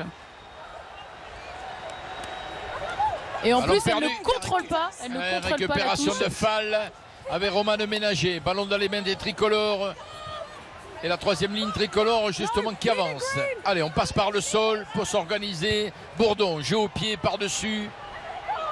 Jeu de pression, attention. Banet, elle a pris en l'air, oui. Ça n'a pas échappé à Sarah Cox. Tout de suite pénalisé, elle le sait, on ne prend pas les joueurs en l'air. On attend qu'ils aient les deux pieds au sol. Et ça donne un ballon de contre-attaque aux Irlandaises qui se débarrassent du ballon au pied. C'est pas une belle inspiration, me semble-t-il. Ça file là-bas en ballon mort. C'est vrai que les embûtes sont très court, très petit. Hein. Il n'y a pas beaucoup de profondeur, vous le voyez sur ce plan large, sur ce stade de Donnybrook. Et là, pour le coup, très mauvaise opération des Irlandaises, puisque si le ballon va jusqu'en ballon mort, eh bien, on revient à une mêlée à l'endroit où a été tapé le coup de pied. C'est dire, pour le coup, presque au niveau des 50 mètres. Alors qu'il y avait une belle offensive, un bon ballon de contre-attaque, une nouvelle fois, avec des espaces à jouer. Alors, est-ce que nous allons assister à un 9e essai des Françaises cet après-midi? Dans ces 3 dernières minutes, c'est la question. D'ici le coup de sifflet final du changement, ici en gros plan Marjorie Mayence. Eh bien, regardez, elle a été élue par nos amis irlandais femme du match. Marjorie Mayence, par son activité en défense, en attaque, prise en touche, elle est partout. Et je pense qu'ici, de toute façon, on ne peut que saluer la décision de nos homologues irlandais. On le sait, les arrières sont très en vue. Ils ont marqué beaucoup d'essais. On a vu beaucoup Boujard, Boulard, Banet dans l'en-but. Mais elle ne serait rien sans le travail des avants et le gros travail du pack. Et Marjorie Mayence en est le parfait exemple. Ça découpe, c'est toujours présent et ça fait plaisir à voir.